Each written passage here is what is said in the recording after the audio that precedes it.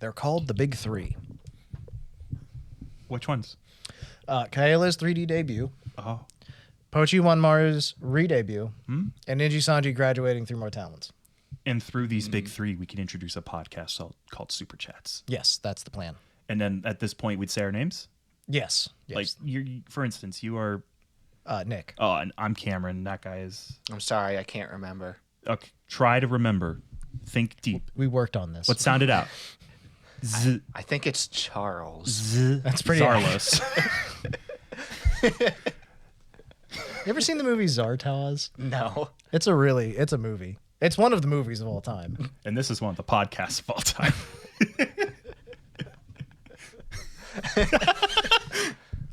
Welcome to Super Chats.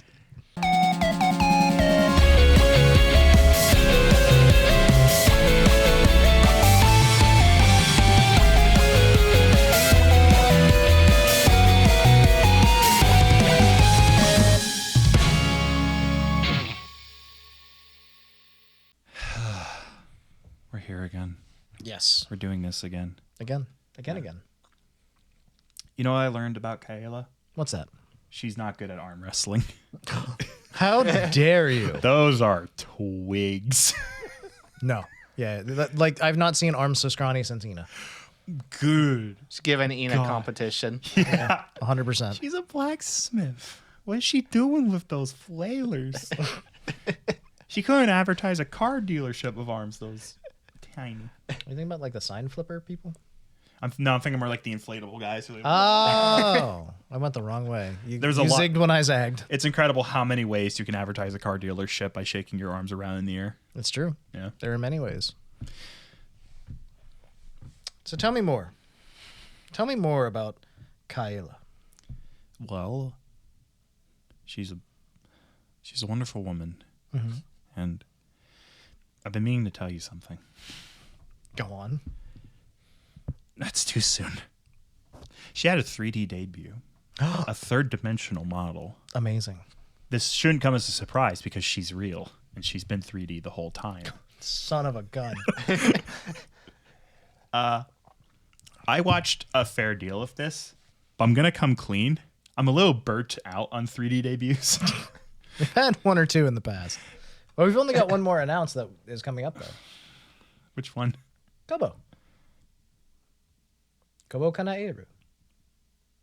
Kaneru. I hope she can... Is she related to the person that does the other 3D animations of everybody on Kanaeru? Would you like to leave a comment? Tell us your family secrets. Yes. So, Kobo's next week. And then there's the collab stream. Which will be fun. I prefer the collab streams. Yes. So, solo 3D debuts, not to knock the format. A lot of people come to these and they're exciting, especially if this is Hiroshi.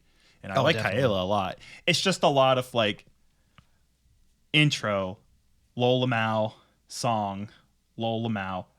Oh my God, it's... Sorry for blanking on the name. Oh my God, it's the sheep again. Lolamau, music, and please buy my merch, but not yet. Yeah, it's unfortunate that we're at the point where we've had like 8 3D showcases in the past couple months, and so it's like, okay, can we just finish with the Water Woman and let's call it a little bit of time, please? I'm not going to pretend I was excited. I'm not going to pretend I watched the whole thing. I watched a fair deal of it. I skimmed through it. I like Kaela a lot, but I can't lead. I don't know enough about this. Definitely. No, this one's... she's huge. I got to the point where she broke open a wall like 5 minutes in. That was pretty fun. But that's about as far as I got. Oh, I watched the whole thing. Thank you, Carlos. Carlos. You are our rock. The backbone of this podcast. You're the bijou of this podcast. I mean, it was really good. I will admit some of the showcases have been far more exciting than other ones. Yeah. Kaela's was definitely on the low end of exciting. I mean, Kaela's not usually bombastic and over the top, though. No, and she was significantly more excited in this showcase than she is in her normal streams. I think that's the thing I liked the most was the fact that we got to see her kind of like amped up and running around. It's probably hard not to be excited. Imagine you're picked up, you're flown to Japan, you're put inside the room from the end of The Matrix, and they say be entertaining for more people than usual. Like, And not only that, but also like she finally gets to move and can show off her movements. yeah, she moves. When you're stuck with a 2D rig for Yeah. however long, like no matter how fluid and moving the rig is, you're still going to be constrained. Whenever you get that third dimension and you can move around, then it's all just, you don't have to worry about it. You don't have to, toggle things, for instance.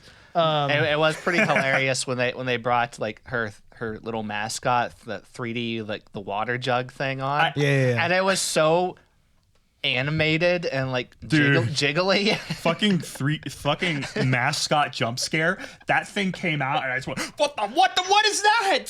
And it's like, this is my mascot. It's like, all this time? I thought you were like a penguin. No, she gets mad when you do that. You're not supposed to call her a penguin anymore. Then tell the artist to draw it different. We did get to see her back, though. That was a new side of Kaela I hadn't seen before. It's a nice back. She is It's quality content. I don't know what to... I like backs. She is absolutely Another... looks absolutely monstrously tall though. Oh, yeah. Good. That's correct. She's not that tall, is she? It feels like she is, and I feel like I want her to be. She is very tall. I don't know if she's like actually that much taller than other people, but She is 5'8", same height as me, actually. So there you go. She's very In short. case you've ever wondered, I'm 5'8". There you go. well, considering like most of the JP members anyway are like 5 foot. So Yeah, they're like 4'8", and you're just like, I've "Aw." grown to 4'4". My family has applauded me for my growth. Yeah. Because I think Bibu and Laplace are the shortest canonically. So. yeah. Kaela's canonical age is too busy collecting hammer. It's a good age, frankly.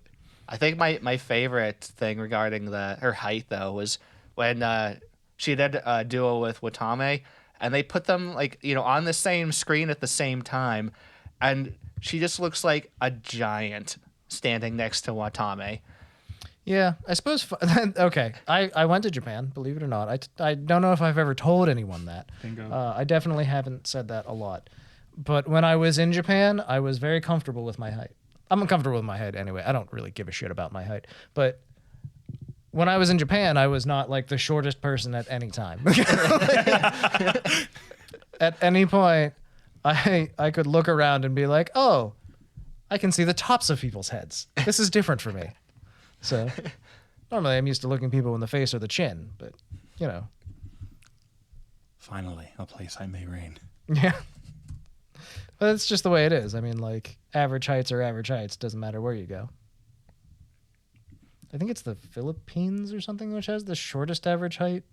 I think so. It's something like that. I'm not entirely sure though. But you're right. There's a good like foot and a half difference between these two blonde women. I Holy know. cow. I love that part. This fucking holy crap. It's made it looks even worse than it should be because Watame is wearing like big fluffy clothing on top of it. So it just she looks so much shorter and wider just because of her clothing. Why does Kaela, the larger of the VTubers, not simply eat the other one? Is she stupid? She's stupid. Oh my god. This woman created a complete netherite beacon. What a fucking monster. She goes to Japan and just intimidates everyone. You ever seen the movie Beverly Hills Cop? Parts of it. Okay. If you know who Brigitte Nielsen is, there you go. That's the only thought running through my head. Okay, Beverly Hills Cop fandom and VTuber watcher overlap. You guys, this is your podcast. If you've seen Beverly Hills Cop, please let me know in the comments below. I love those movies. Who's your and they're my Oshi from favorites. Beverly Hills Cop? Oh my god. If you don't say Eddie Murphy, you're dead to me. Oh man. Anyways, yeah, that was that is a very significant height difference. Oh yeah. All right. Anything else cool happened during this particularly interesting 3D stream, though? There was a lot of I don't know that music is normal, but I'm not used to hearing Kaela sing. She don't sing often. Especially not like by herself or just with one other person. And she debuted her first original song out of this. I have heard this, Backseat. Yeah, it is very good. I like it a lot. Something I've just remembered as we're talking about this is I caught the end of this stream live, actually, which I just blanked on. But yeah, so I got to hear Backseat as it happened. I got to see her speak English, she didn't speak English. Miko spoke English, and she spoke Japanese. Yeah. Miko does not speak English.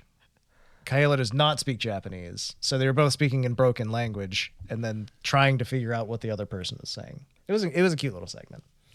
I did like that part. When Miko speaks English, nobody knows what's happening, including her. When Miko speaks Japanese, no one knows what's happening. So I'm confused. Yes. But yeah, I mean, Miko was there. Watame was there. Watame loves 3D debuts. Dude, Watame's like... She's this in, is like, the all third of them. thing. Okay. Ina and Kaela. Yeah. Noodle arms. Mm-hmm. Nice back. Mm-hmm. And finally, Watame at the 3D showcase. They're the same person. I've never seen them in the room together. These women have never spoken to each other because they are the same person. I'll have to put together a 40-minute theory video. I want to see them together now. I think that'd be great. So here's my theory. So like this was the one that made me like awaken. This is like the one where it's like, why is Watame at like all of these? So here's my thinking. She starts appearing at more like fucking Pomu, wherever the fuck happens tomorrow. Rain Priestess, whose name I always fuck up. Kobo. Yeah, Kobo. Why would I do Pomu? Pomu Rainpuff is the Nijisanji English VTuber. You two need to speak with each other and arrange an exchanging of names. You have each other's names. It's very awkward. You were probably switched at birth. Hey, Pomu is a Kiara stan, so I respect her. Anyway, but we're talking about Kobo, right? Yeah, now. so Kobo, the Hololive Indonesia Generation 3 talent. It's Kobo's 3D debut. First person who comes on the guest star is like, I don't know, it's Iris. And then the next one is Watame. Of course. And following Watame, it's Suisei. So they hang out. That'd be a get. It's good. It's fun. And then it's like, okay, time for the Indonesia group stream. Watame's there.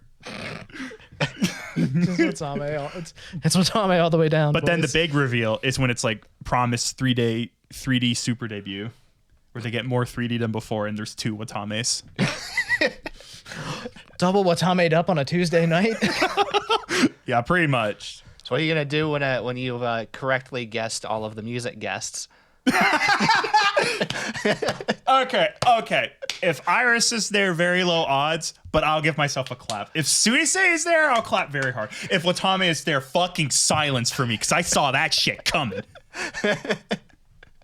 Watame must live 5 minutes from the studio. And love it. Like, and everyone loves her back. It's so funny to me because she just keeps showing up. And like, Ina even said that like during her debut, she was like, these were just the people that were there that day. Like, she was like, they were here. And so we were like, you guys want to be part of it? And they're like, yeah. And so that's how that happened. And I'm just like, can you imagine? Can you even like conceptualize? You walk into a room that's got 400 like $20,000 cameras in it, and you just look around, and then there's Watame, and you're just like, huh? Like, hey, Watame, is that a sleeping bag? No. Have you been sleeping under a desk? No. No, I love it here. I visit often. I love visiting. Poor Watame. She deserves a home of her very own. She does. A home for sheep. A farm, if you will. Potentially. I got 2 more things for the showcase. Mm-hmm. Yeah. Man who actually watched it, please tell us more. The first guest, which we skipped over, by the way, was Coni. Yeah, of the leg duo. So the leg duo. That was my immediate burning thought. The second Coni appeared, I went, God. Are you a leg man? You're eating good. Yeah, this is a good day for legs. Are you French? No, those are frog legs. That's different.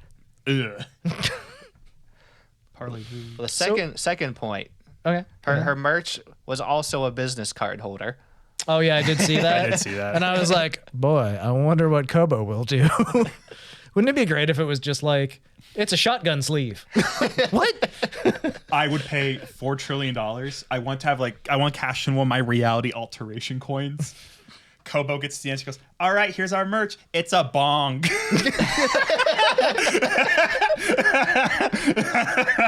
Rip fat clouds out of this. You 420 loving motherfuckers. I'd pay any price. Just take my token. Let me do this. Bong is just like her head, Yeah. but made of glass, and her hair is what you smoke out of. I could absolutely see her doing that if she was allowed. Oh my And god. then she takes a hit, and then a secret camera turns on. It's like live Yagoo reaction. He's just weeping openly. Poor Yago, he deserves better. Screaming like Ryan Gosling in The Blade Runner. And then, well, I almost just spoiled the ending of Blade Runner. Let's move on. It's a good movie. Go watch it. Oh, it's fantastic. Absolutely phenomenal. We're talking about 2049, not the original. But the original is a good watch as well. The original defined the genre. 2049 dared to play in it. I'll tell you what. Tangent. Admitted tangent. Skip to this time code. To skip to I watched the original Blade Runner before I watched 2049. Yes, I left that event confused. And like, I was like, I think I liked it. May I ask one thing? Yeah. This is contentious. Which version of the film did I you watched watch? the director's cut. So that's the version where they take out the narration. Okay. There are 3 versions. The one they put in films because they were scared it wouldn't do well, so they forced Harrison Ford to do narration he didn't want to do and the director didn't want. There's a second version where I think they like flip one of the endings, but they keep some of the worst elements. And then there's a final cut where everything is put back where the director wanted it. The ending's left ambiguous and there's no narration. All of them are iconic in their own right, but it's often agreed the third version is what you should watch if you haven't seen the others. Okay. Yeah, it was more of a slow burn thing. Weirdly, after watching 2049, I loved the original a lot more than I did originally. Which is what you want a sequel to do, is honor the original. Yeah, and then like, of course, 2049 is one of the best movies out there. In my opinion. I fucking love 2049. You know why? It's such a great movie. Dave Bautista. I'm putting it out there. Best actor of this generation. He was really good in the intro. He's good in everything he does. I don't know. He's strangely good at emoting. Yeah, dude. I still haven't, I don't care about M. Night Shyamalan movies, but I want to watch Knock at the Cabin because he's in it. I still haven't done it because, ew. But, no, really. Also, it's for the just one of record, those things I haven't gotten around to. For those of you that we have lost or confused, Blade Runner 2049 is literally about a VTuber simp. That is literally the main character. You know, that's actually kind of... Unironically. Wow. It was kind of weird how like the movies I watched right before COVID in the VTuber times was her and Blade Runner 2049, and then VTuber started happening. I'm like, oh no. Not me too. Reality. It's imitating art. It's okay. It will never happen, Cam. Where am I? Hi, Nikki. How you doing? She says hi back. I heard it. Good. Stop hearing it. She lives in my home. If you're listening on audio, we have a life-size cutout of a VTuber behind us in the studio. I'm just clarifying that. And also, if you're watching on video and you have questioned why I have a life-size anime girl cutout in my home, I'm lonely. If you're listening on audio, I'm 6'5". I weigh 180 pounds. I'm ripped. I have 3 cars, and I don't live in a hotel. And my wife is very beautiful. Yeah, same. Well, that's unfortunate for you, Nick, because Nikki actually belongs to me. Oh, that's true. Oh, that is true. It is You own that Carlos's woman. anime girl. That is a woman you physically own. I just watch her 7 days a week. Yeah, which is normal behavior. Some days I just you ever have one of those moments where you step back and you look at your the things in your life and you get a different perspective? There was a day a couple weeks ago where I walked into my house and normally you don't really see your house, you kind of live in your house. I walked in and I just looked up and the life-size anime girl cardboard cutout was in my fucking dining room where we record this fucking podcast every week. And I just I zoomed out of my own life and could see myself in third person and I was like, what the fuck happened? And then I just was like, whatever, I don't give a fuck. This is funny. It works out. My God, what have I done? Yeah. I'm an adult man. I'm a homeowner. All right. A bank gave me a loan. They trusted me. They trusted me with a large amount of money. I robbed them blind. Those fucking fools. Thank you, Carlos. Was there anything you wanted to add about Kaela's 3D debut? No, I think I'm good now. Would you like to talk? Oh, sorry, go ahead. Much like the blacksmith, we too have built something worthwhile. We really appreciate everybody that's been watching this podcast, and I just want to take a second to acknowledge that. Thank you for the comments. If you're listening on audio and you don't know, we do have a video version available on YouTube. If you're watching on YouTube and you don't know, we have an audio version available on all major podcast services. I'd like to send a different message to both categories of viewer. Go ahead. To the audio viewers, I am genuinely blessed that this thing ever reached triple digits. I expected 5 max. This is great. Thank you. This is awesome. I'm glad I got to make some car rides easier. This next message is only for video watchers.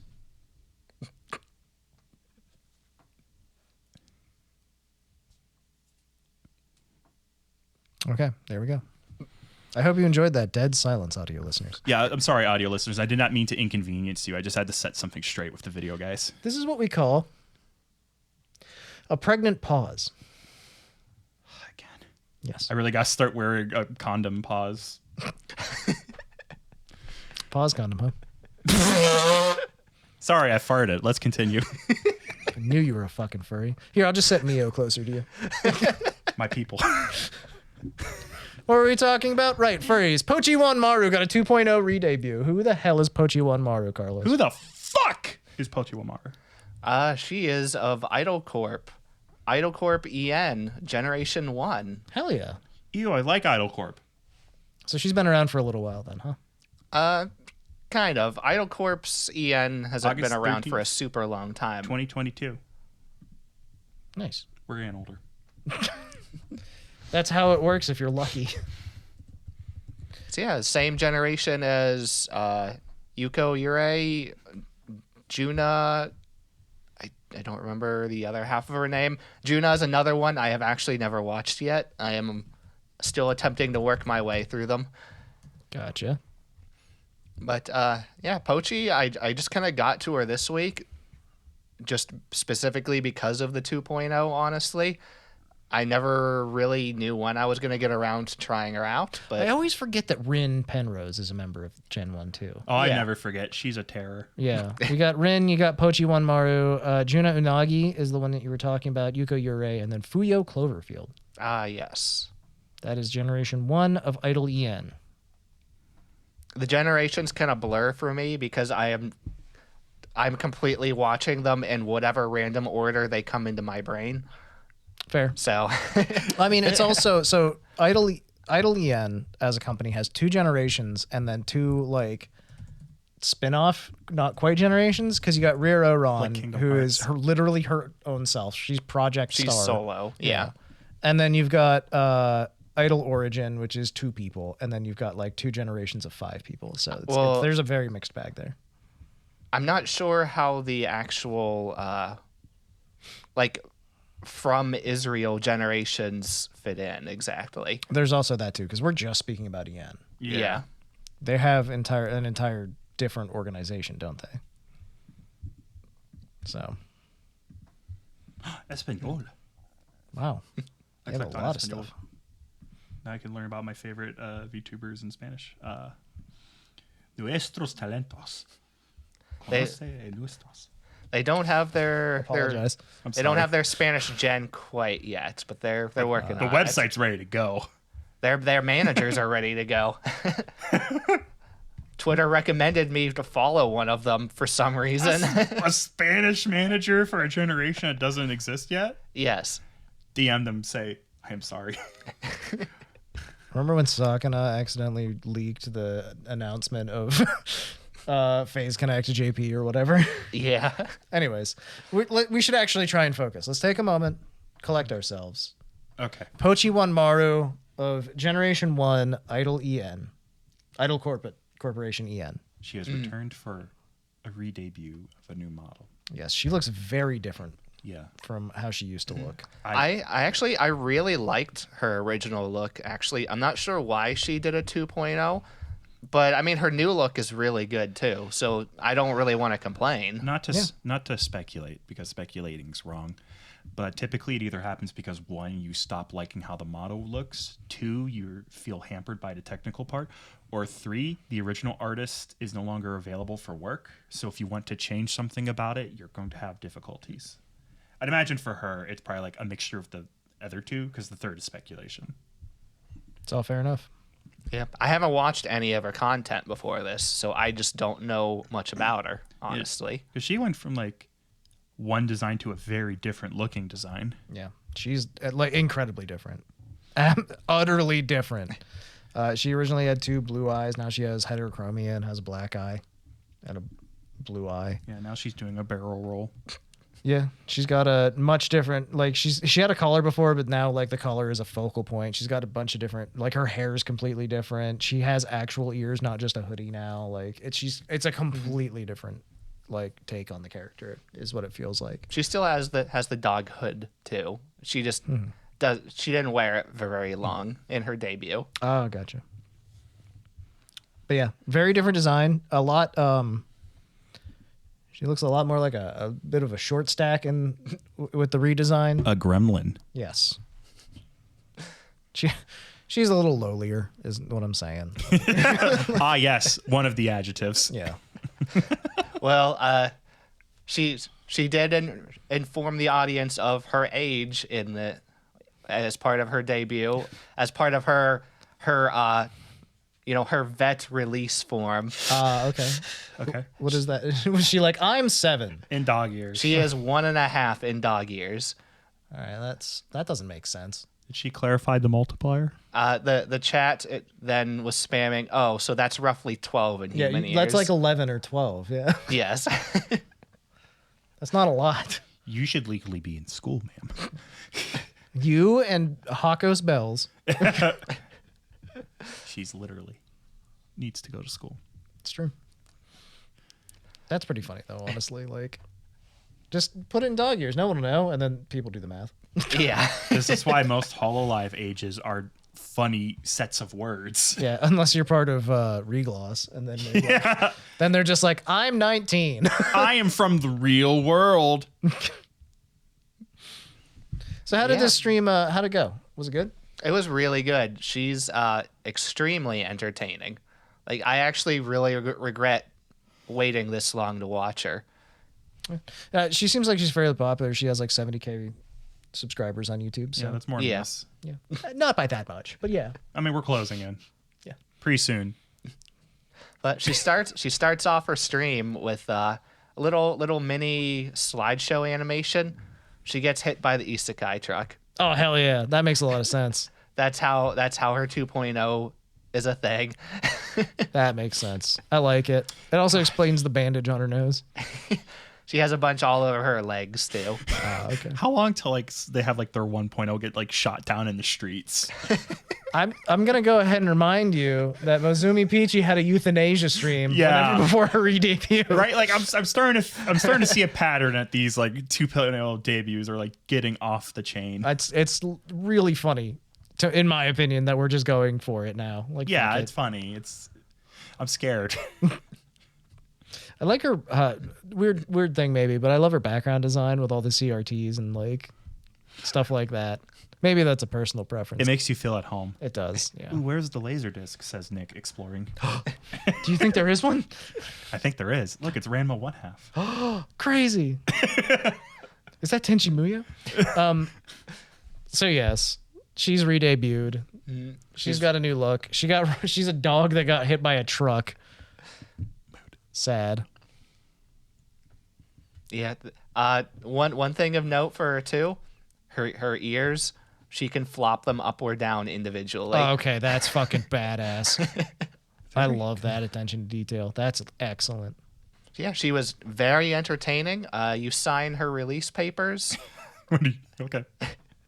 And she steps into another portal and starts transporting to other games. Oh no. Oh no. Does one include the block game? A multitude? That was one of them. Of course. Duck Hunt was one of them. Hey. Pokemon Gen 2. This is just like the Adam Sandler film Pixel. The best generation of Pokemon games? Fight Yeah. me. Freeze was still bullshit in that gen. What? You're not even talking sense. Yeah, you're right. I fall asleep to Pokemon trivia videos. It's the only thing that gets me like tired but intrigued enough. Oh, you mean Frozen, the status? Yeah, Frozen, the status. That's why I was confused, obviously, not because I forgot it existed. That was my fall asleep video last night. It's 8 minutes. It was surprisingly pretty good. That's a shout out. Continue. What'd she sing? I know she sang something. What'd she sing? What did she say? She sung the He-Man song. And not just the original song, I mean the He-Man version. Perfect. Absolutely. If you're gonna meme it up. The song's called What's Going On, right? Or something like that. But Not anymore. it's the He-Man song. Yes. I lived for a world in a minute there where I thought it was the He-Man intro. And I was like, which one? The one from the 80s? The 2000s? Transformers, more than meets the eye. I don't know how to continue on from what you just said. You don't have to build upon me. You can ignore me. Oh, Jesus Christ, that's been an option? Wait. Carlos. Okay, we're changing All right. the podcast a lot right now. Wait. I know that you're a very big fan of the point where she was like, why bitches love me? So tell me Yes. about why bitches love her. So that was a segment she went into. It's like, all right, Oh, guys, I'm segment. going to show you. I can cook. She went into a little cooking sketch, like little sketch bit that she was doing. She burnt it and then told us we had to eat it and we were going to like it anyway. Been there. Normal behavior. And then she's like, I can draw. She opened up some drawing program. I didn't know what it was. She actually wasn't that bad, honestly. But then Okay. There's a lot of VTubers that are really good artists, believe it or not. but she was just using like the super thick, like fuzzy brush Oh yeah. Oh, to draw texture brush. everything. Yeah. I love it. Yeah, she drew a little. She drew some pretty weird things. But Carlos, can she dance? She can dance. Amazing. I see that she danced to Numa Numa. Numa Numa, Darude Sandstorm. Classics if there's ever been any. I really appreciated her memes, everything. This whole stream was a blast. I loved it. She There was you so entertaining. Now, I do have one point of contention I'd like to bring up here. It says in the notes that she's French. And I object. I mean, they have Rin. Rin's there to contain the Frenchness. That's fair. Rin is from the islands. Yes. The British Isles. Indeed. No, I've no problem with the French. They make a good drink. I'm a fan of LaCroix. It's not even from. Okay. It says that she eats yogurt on toast, and I hate that. Really hate that. I would try it. damn it. I would give it a shot. I'll give it a fair shake. Carlos watching 5th P-tuber. I guess it's time to try it.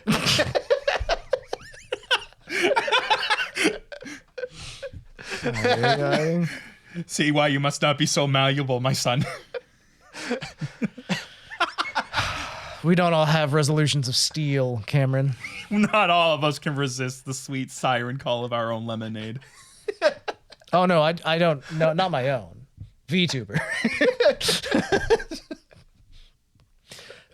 I was gonna go for a really gross joke there. Let's just skip that. I don't. We're wanna do above that. Yeah. Connie joked about selling that once. Ah, damn it. Connie. Nick adding everyone on Discord. Guys, trust me. This will get views. I know it will. Nick has requested $500. Okay, man. It's $20,000 of piss coming my way. It's a great episode. We're killing it. Carlos, what's the difference between a garbanzo bean and a between garbanzo beans and chickpeas? Huh. I never paid $500 to have a garbanzo bean on my face. I'd like to apologize to the audio listeners as well as the video watchers. I'd like to apologize to VTubers. I don't apologize for anything. That's fine. I apologize favorite to jokes. me. I apologize to the figures on the off chance they can hear this. Let's talk about the dog girl for a little bit longer, I guess. We're almost there. All right. What's her first week schedule look like? Because I see Star Fox 64 and I'm going to check her out now. And by that, I mean, we actually opened up her stream of Star Fox 64 like 20 minutes Literally ago. watching Star Fox 64 as we speak. She's on mission number 6. Oh, man. She got skills. She's fighting the Borg cube. It's an interesting story development. She didn't go the hard route then. No. That's all right. That's okay. You know, you gotta stay in your lane or whatever. I think it's good she didn't go the hard route. She's got a Zatsu coming up. She's playing Call of Duty, Phasmophobia, Five Nights at Freddy's. Hold up. You're forgetting something very important about her Call of Duty stream. It's at 144p using unregistered hypercam. Let's fucking go. Fraps all the way. Hell yes. When she announced that on her schedule, she was saying a game that will not be named, by the way. She refused to actually say it. Oh, really? Yeah. Good God. I'm just flashing back to all of the classic Call of Duty montages. Amazing. She's going to do some Pokemon card openings. She has 144 packs of Pokemon cards to open, so that'll be a long stream. Apparently, she loves Pokemon cards like a lot. So, I mean, hey, there's a lot of people that are very into that. So, those streams always do really well. They're always, and frankly, they're entertaining because it's just gambling. Serotonin. Yeah. people love card openings. Yeah. It's just everyone loves them. I am not immune. Dude, I watched Charlie open some cards at one point. That's about it. Yeah. He was about the only one I tuned in for. But. Charlie also opened like $400,000 worth of cards over a year. So Yeah, but the man has millions of dollars and sincerely does not fucking care about that. yeah, So that happens when you're the biggest streamer on Twitch or whatever. Yeah. All right. Is there anything else we want to talk about when it comes to Pochi Wanmaru?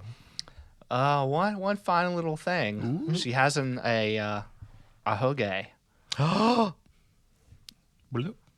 She informed everyone. It toggles on and off apparently. Depends on if she's feeling silly or not.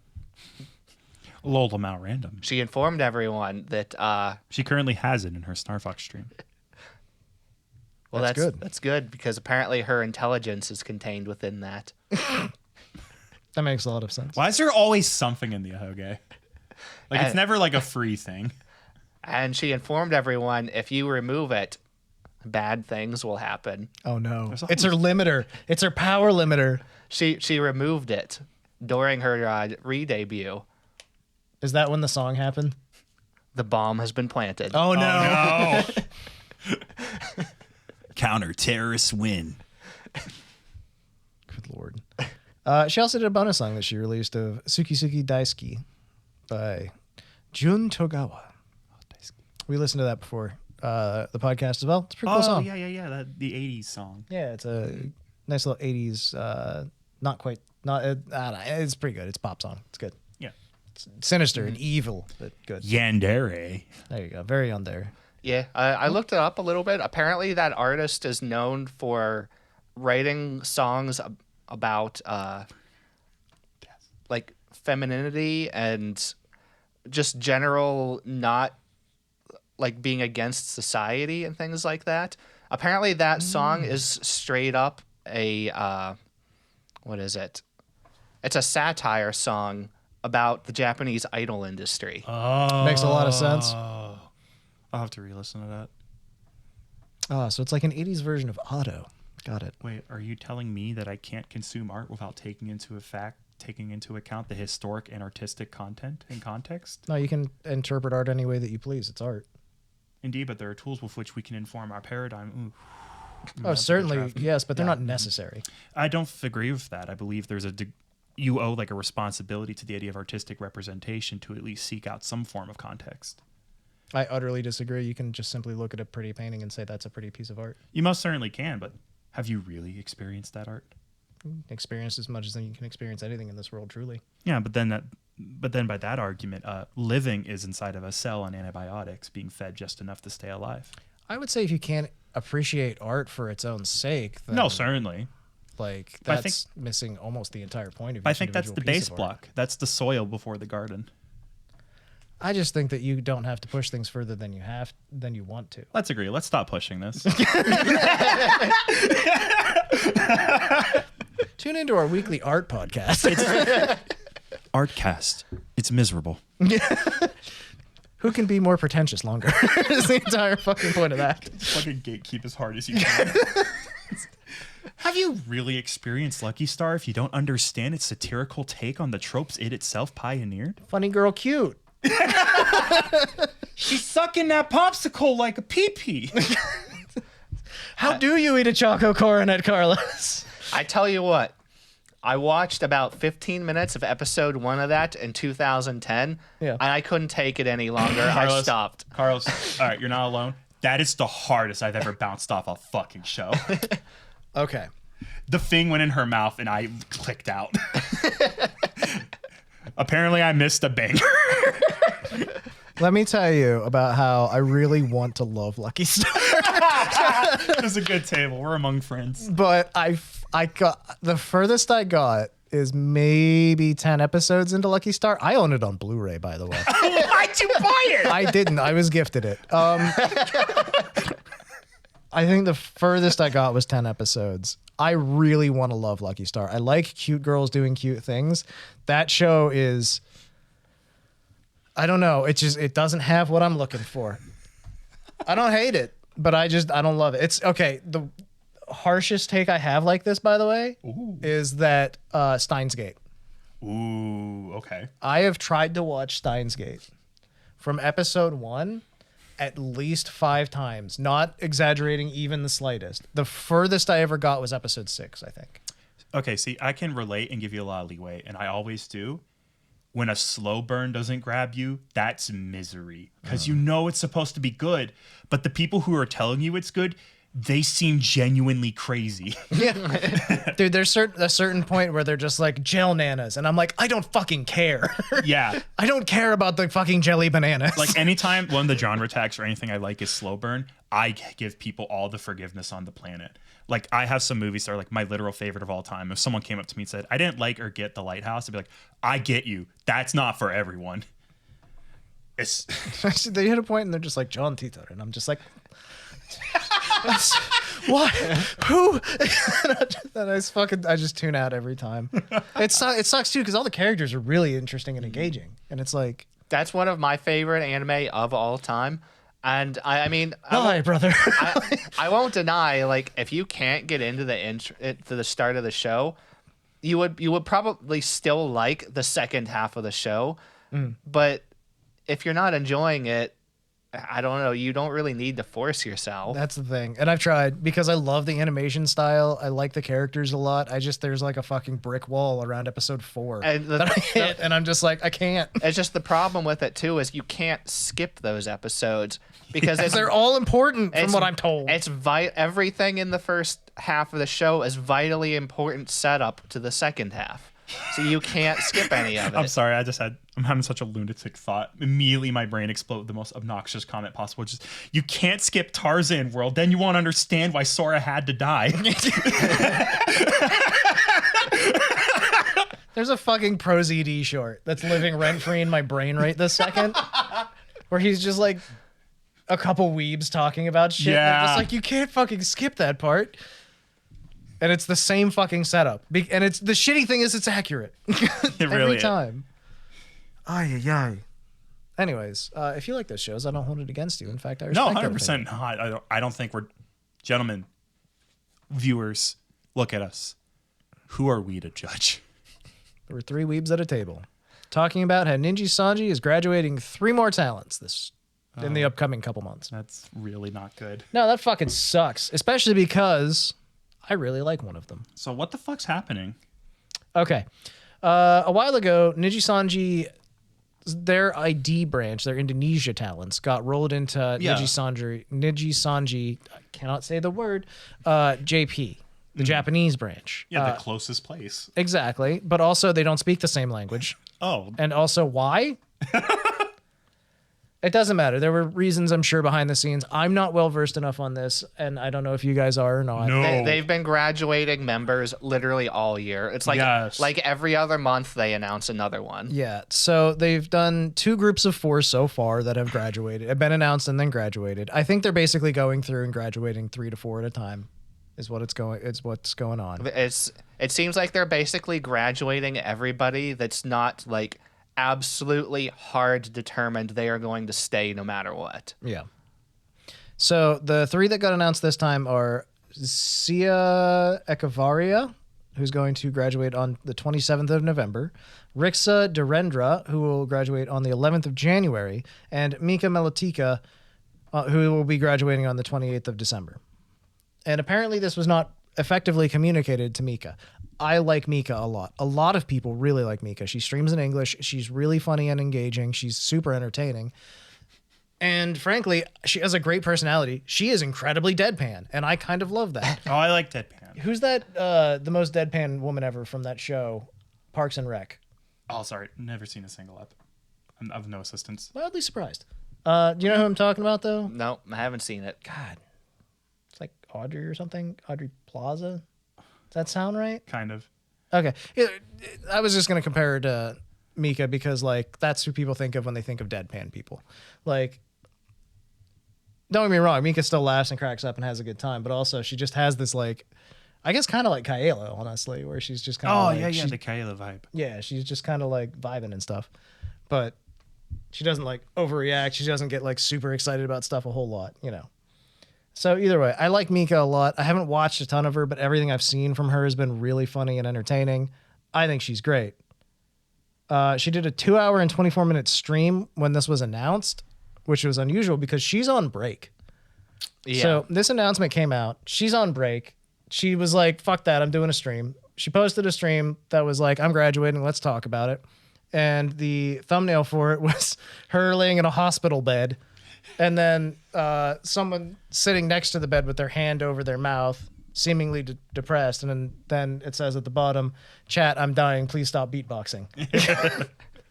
So, like, she's dealing with it with humor, which is good. Because there's the only other way to deal with it is sadness. If you've ever grieved anything in your entire life, you know what it means whenever I say sometimes you laugh so you don't cry. Like, there's a lot to be said of dark humor when you're in a dark place. It can really be maybe not a long-term coping mechanism, but certainly a coping mechanism to get you through stuff. So I would say that this sort of came out of nowhere, even for her, judging by what she said. Yeah, I've seen a few clips of when she was talking about what happened. She literally said she found out 2 days before it was going to be announced. Yes. She had expected it to be announced about a month ahead of time before the graduation, and this is closer to 2 months. So on one hand, we know it's coming, and we can just appreciate her for who she is and what she's doing right now, which is good. But also, she's on break. Like, she came back and did the stream, and she's like, well, I'm on break. So, okay. Again, I really like her. I think she's still... I don't know what she's going to do in a post-Nijisanji life. It's not for us to worry about. It's not for us, especially right now, because we still have her for a little bit of time. Yep. And that's what we should focus on. We got to stop beatboxing. That's true. I'm working on it. I'm getting good. So, yeah, if you haven't looked into Mika at all, I recommend her. I think she's great. Last chance to see. There's a stream that she did with a few members of HoloLive Indonesia and also Nina, formerly of Nijisanji English. And there's some really good clips that are very inappropriate and really funny. That's how I got introduced to her. And like ever since, I've just thought she was really, really cool and funny. So yeah, it's a situation that sucks. It is what it is. Like I said, she's dealing with it with humor, but she also tweeted afterwards that she's just like, I can deal with it one of two ways, and that's the way I'm going. So if she also said like graduations are very serious for some people, and like if you have your feelings, you got to feel them. Obviously true. Yeah. So deal with it the best way that you can, but check her out because she's great and appreciate her while you can. Hug your Oshi. If they're willing, of course. Yeah. It'd be weird if they weren't, if you just don't. All right. You guys have anything to say? What a bummer. It's a sad moment. We should make it a point to have happy Nijisanji news again. I'll let you know. I'm kind of I'm personally kind of stuck on that just because I'm scared to get into any of them. Yeah. It's for someone that doesn't watch them that much. When this is like all of the big news you hear from them, it's kind of demoralizing. And honestly, I am spending so much time just watching other companies that are not doing stuff like this. Yeah, companies that don't. They retain their talents. Things. Yeah. I am very much big on Idol Corp and Phase Connect right now, and they are doing good things right now. So They're the scrappy underdogs. Yeah. I like them a lot. Yeah, I'm in the same boat, honestly. So there's a few of the Nijisanji EN talents that I really like, and I want to watch more of them. but it can be difficult, yeah. Because it's in the back of your mind, you know? Remember when I said hug your Oshi? Yeah. Fuwamoco did a 45-minute hugging segment the other day. Fuwamoco of Hololive English Advent. Generation 3. Yes. Dogs. They spent the last like 40 minutes of their stream getting super chats that were asking for hugs and then being like, of course, have a hug. Okay. I take issue of your phrasing. They spent the last fourth of their stream. Last 40 minutes implies a lot. It was a lot of their stream. They spent most of their stream. It was really cute. And I figured we could use some cute news to bring us up as we enter the news bits. Welcome to news. The world is always changing. So are we. In approximately 4 months, all the cells in your body will have been replaced with new cells, effectively making you a new person. You have no choice in the matter. You are constantly dying. But constantly living. And constantly enjoying Calliope Mori's new music. As yet again, a brand has thrown money at Calliope Mori.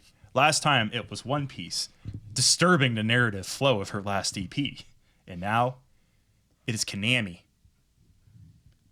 It was known to be disturbing in general. Indeed. Somehow, Konami realized, we have to tell people Metal Gear's coming out. What do the people like? No, not that. VTubers. They threw money at Calliope Mori, who said, yeah, dog, I like money. Not to phrase this as a passionless project, but she must like money. And she must enjoy making a song for the Metal Gear Solid. So that way, I believe she's a fan. I think she likes Metal Gear Solid. I've heard rumors. So yes, she has a new song.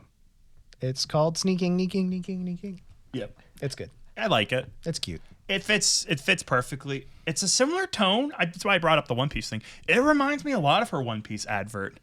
I have this feeling, this theory that like her, for lack of a better term, advertisement music is going to have a very precise formula to it, where most of it's in Japanese because a Japanese company is paying for it.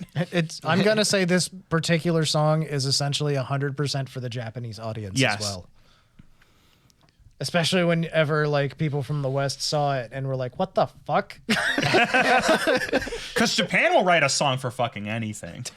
Like a toothpaste company will get together and be like, "We're moving into toothpicks, kids. Let's find a singer. Yeah, like We're throwing a concert." I would also like to point out that there was at least one angry tweet that I saw where they're like, Konami has no respect whatsoever for the Metal Gear franchise. How could they team up with a virtual anime girl? Blah blah blah. And then the immediate response was 4 pictures of Kojima. Yes! Yes! Yes! Correct response. Really good job. Yeah. That's take the L, my gentleman. Yeah, like believe it or not, Kojima is a fucking weeb as well. Like Kojima from Japan, weeb. I imagine that he's just enjoying pop culture. He's just a fun guy. I imagine that it probably didn't go over spectacularly well in the English audience, considering the English audience likes to hate Konami, and they also probably don't put two and two together that Metal Gear Solid comes from the nation of weebs. So It's like, dude, I haven't played any Metal Gear Solid games in my life. I played 20 minutes of Metal Gear Solid 3. I got eaten by an alligator 4 times and I gave up. Time paradox. I am not joking. But even I know that those games have dumb, wacky humor and like weird shit in them. oh yeah. Like, have you ever been to a convention called Otakon that's named after a character from Metal Gear Solid named Otacon? Like, it's pretty ingrained. So this makes sense, especially in Japan. Dear Konami, I've noticed you've recently hired one of those damned VTubers. You are ruining the sanctity of my game. I remember in Metal Gear Solid 4, where you got to watch Johnny have diarrhea. That was an important scene. I liked the part where the game highlighted he shit in all 4 titles. And now you ruined it. Remember the part in Metal Gear Solid 4, where if you refuse to beat the boss fight for 12 minutes, you get to watch her strip tease inside of a white room, and then you can play the Japanese idol song Tuhan Princess so she'll dance to it? You've ruined it. How dare you? Colonel. Colonel. Is it true that Japan is full of weebs? That's right, Colonel. Snake. Weebs? No, like the most Metal Gear conversation possible is like fucking Master Miller, MGS1 going, Snake, who's your Oshi? And Snake replies, Oshi? That's how you make anything Metal Gear. Someone says something, just question back.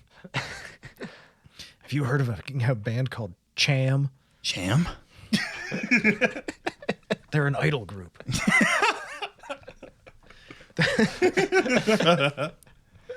Oh my god. By the way, if you got the Cham reference, congrats. All right. You're cool. So yeah, yada yada, Calli making bank. There you go. Make the money. Make a song. Do Song's some fine. rapping. Love the music video. Mod her into Metal Gear Solid. She will actually be playing the Metal Gear Solid games. She is. too. She's doing a fucking So, marathon. Yeah. Props. She has become busy again. She got permissions.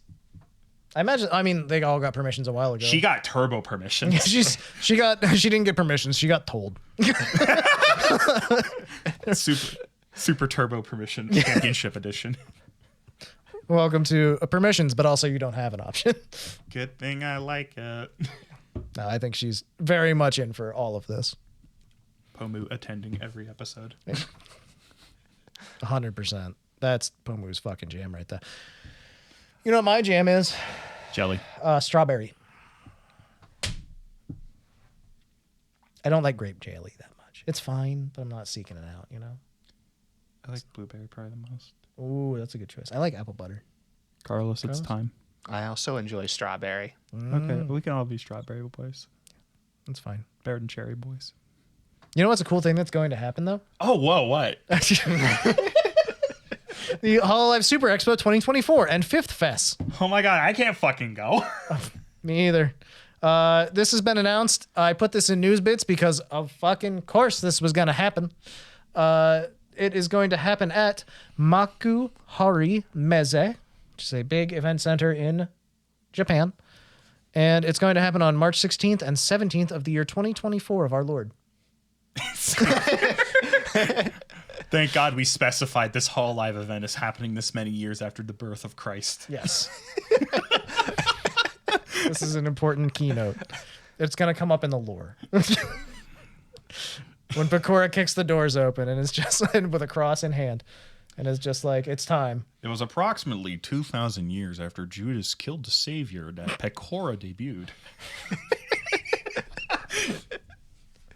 The theme for the fan booth this year is HoloLive Island. The theme is the birth of Christ.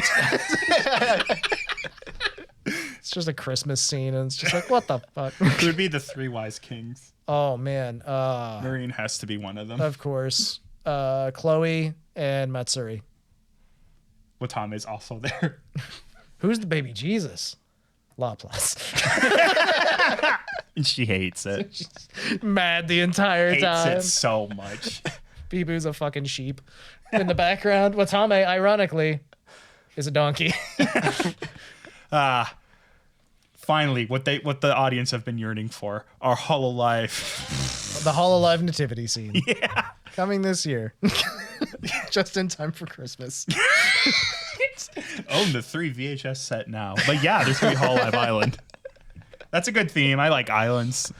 Yeah, I think it'll be good. Most islands I've been on have been pretty good. If you have ideas for their fan booth HoloLive Island thing, you can submit them to HoloLive the Corporation right now. Guns. It's probably not going to fly in Japan, but we can try it. Knives. Maybe we'll actually watch it this year, unlike Fourth Fest, which we said we were going to and then didn't. Dude, that Blu-ray is $180. $180. Yes. Probably still I don't hasn't have that even kind of money. Probably hasn't even shipped yet. Also, Japanese Blu-rays don't work in U.S. Blu-ray players, so you have to get a Blu-ray player from Japan too. It would probably work in a PlayStation. It's a regional thing. Most Blu-ray players, I don't know if this is still the case. It used to be that you could only change the region on a Blu-ray player like a set number of times, like 12 times, and that's it.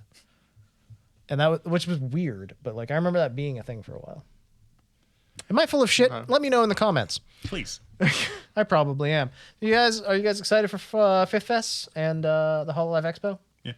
I am interested on how they're gonna continue to up themselves, actually. Yeah. Because they seem to be trying to do that still. Remember when they had the life-size Gura statue that's now at their headquarters? I mean, that was pretty sick, honestly. Yeah. And they had all the cosplay costumes. They always do a lot of really cool stuff. So I am excited for it, even though I will not be in attendance because I don't have that kind of money. Or the luck to win the lottery. Yeah, or that. We don't get to go to these things anymore. It is what it is. All right, anything else about it? No, you guys know more than I. Okay. Roboco will be trying to start streaming again soon. She had an update stream where she talked about her, frankly, terrible health issues that she was having. She lost 13 pounds, and also she had some severe hair loss, major coughing fits, fever. She was very sick for a while. Mm-hmm. She was gonna play the Suica game here this week, and she completely postponed it until the end of next month. Yeah, which is fair. She has to take care of her health first. If you remember correct, we talked about it a while ago, she was taken to the hospital in an ambulance. She's been dealing with some very severe health issues, obviously. So we wish all the best for her, and we hope she recovers well and soon. I don't really have anything else I can say aside from take your time and heal, because that's more important.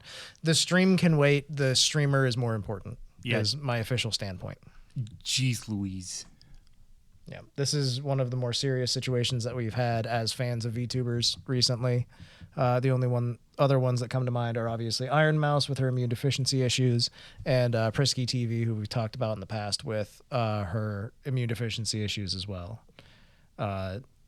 Sort of the beauty of VTubing a lot, in some ways, is the fact that it discards the human limitations of certain people and allows them to be as entertaining as anyone else, or it provides a more level playing field for a lot of folks when it comes to providing entertainment. It almost entirely takes out the physical limitation. Yeah.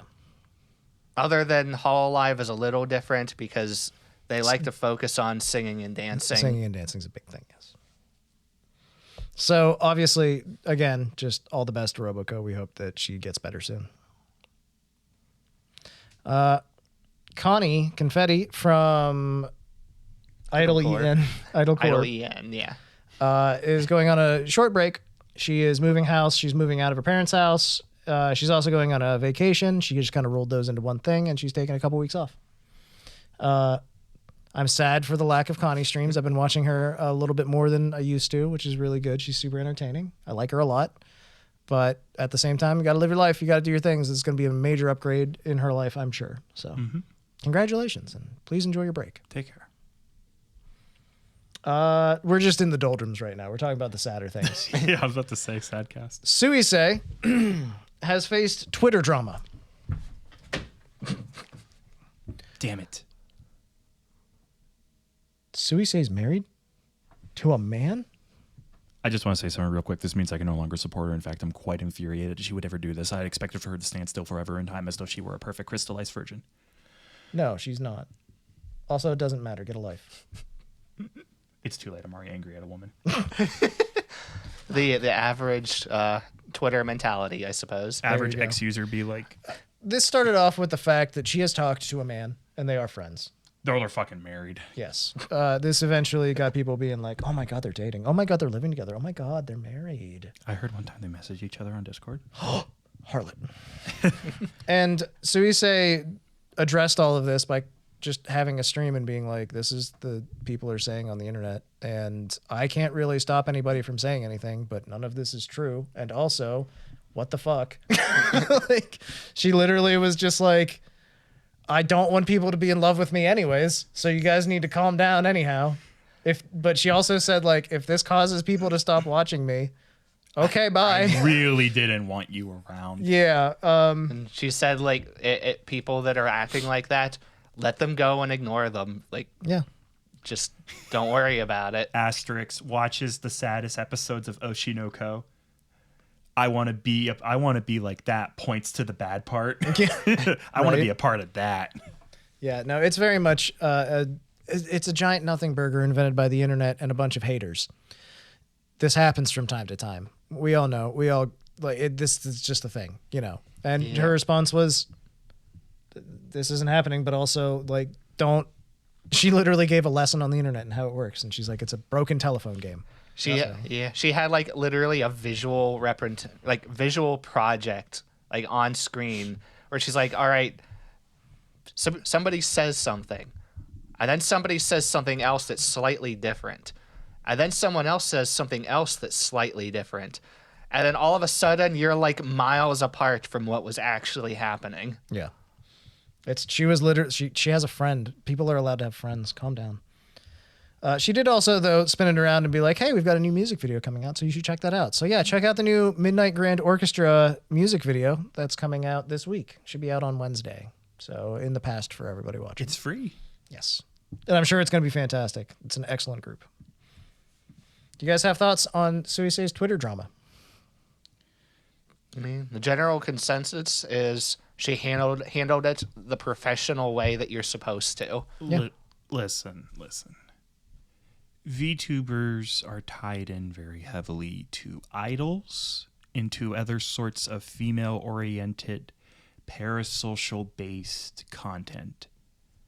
There's an understanding, to some degree, it depends on which company you go to, but speak from Hololive perspective. Mm-hmm. We'll just pretend Face Connect isn't around right now. Yeah. Where are they? There's an understanding that with these companies that lean a little more traditional, that they're going to be a little more chill. They're going to do weird ASMR stuff. They're going to be nicer than you than typical streamers. Because most streamers would tell you to, go suck a bag of Garfield. Just fuck off. Yeah. There's an understanding that you can get a little more parasocial. You can send weird super chats to them. The contract exchange is you don't accuse them of being terrible people if you so much as smell that they might have a life outside of you. This is that toxic idol culture crossover. I'm going to be frank. I think the people who have the ability to discover our podcast are not the audience that needs to be told to regulate their behavior. So, kudos to all y'all. I know you're doing good. Let's assume maybe one person is on the fence. Be very careful. Watch yourself and bear in mind the contract you have. Like a lot of VTubers have clarified, is like, I know Fauna had that big moment. They don't know you. You're not actually their friend. And good God, what they do with their life has nothing to do with you. But in exchange for you acknowledging that, you get to hang out with them. They'll read your comments and genuinely think they're funny. And you can have a fun time. Just bear in mind this unusual thing that we monkeys have assembled with fiber optics and funny sandboxes. And rocks we tricked to think using electricity. Bear in mind that this psychotic concoction of chemicals and electricity we've assembled has enabled you to do this. Do not waste this miracle on accusing a woman of being a traitor. Have a little self-awareness, in other words. Exactly. Be healthy, regulate your brain place. Yeah. Because at the end of the day, Suisei is not going to marry you. She's not going to date you. Suisei is not a real person. She is a VTuber. Calm your shit down. Okay. Yeah. Like, not everyone can be like me and Shiori. That's right. That's right. She saw me. We're working on this. She's never seen you two.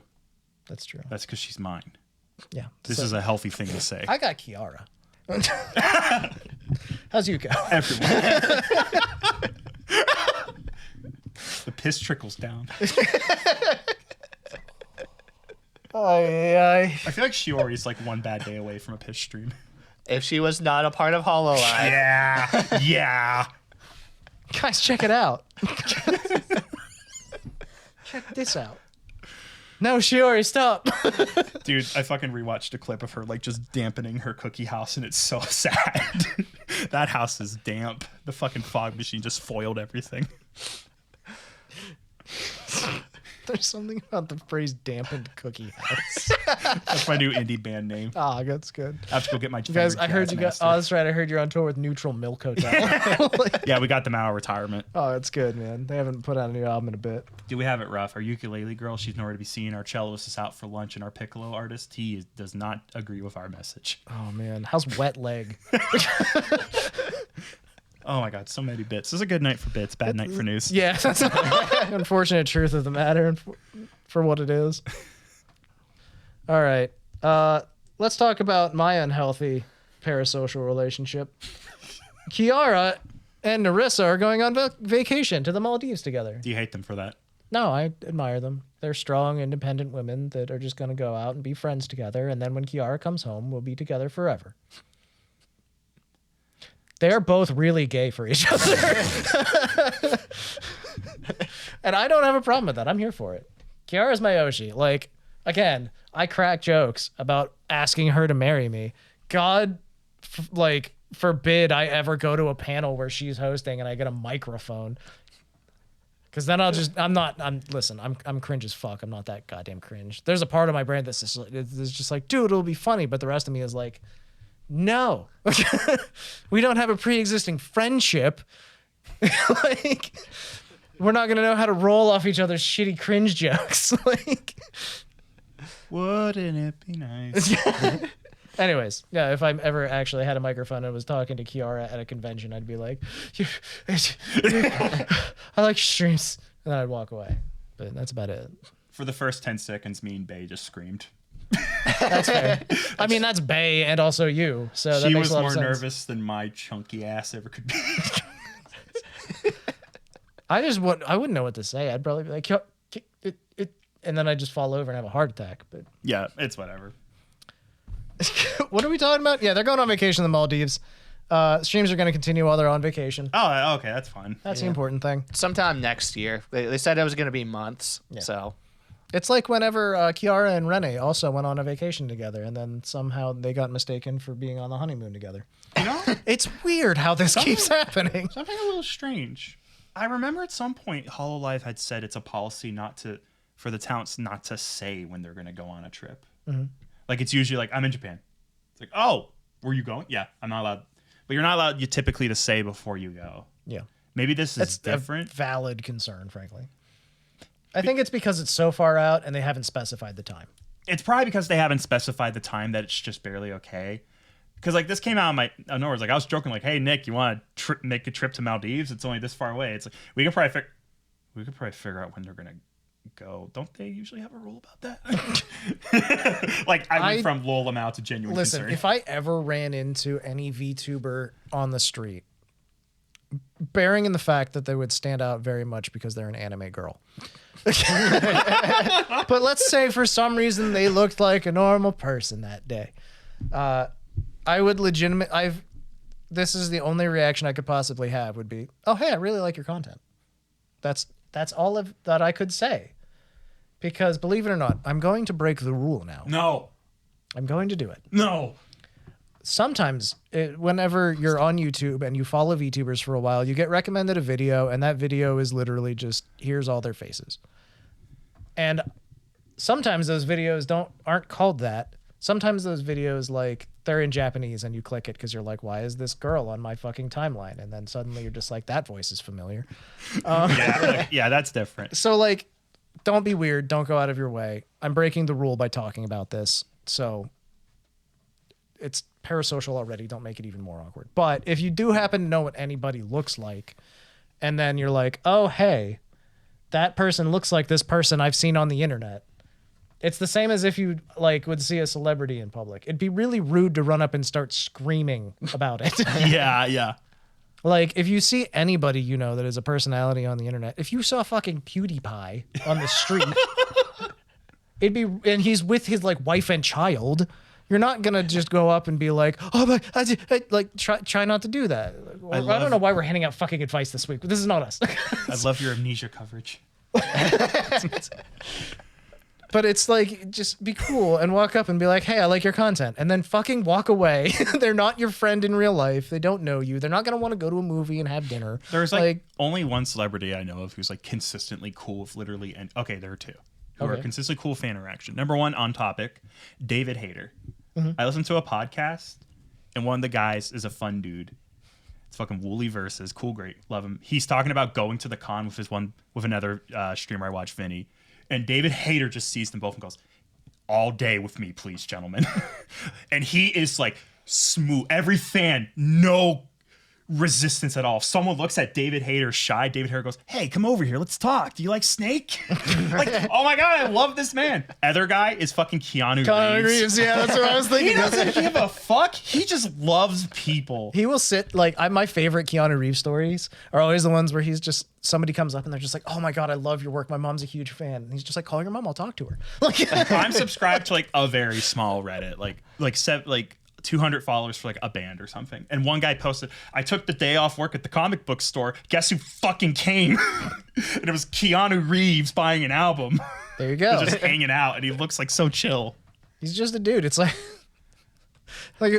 there was like Jay-Z took a fucking train to one of his own shows. Oh God, and yeah, that post. And they were just like, some lady was like, who are you? Like, you must be famous. But yeah, no, it's one of those things where, like, just if they seem engaged and interested, then you can talk to whoever you want for however long. If you see me at a convention, I'll probably like give you a hug if you want. I don't give a shit.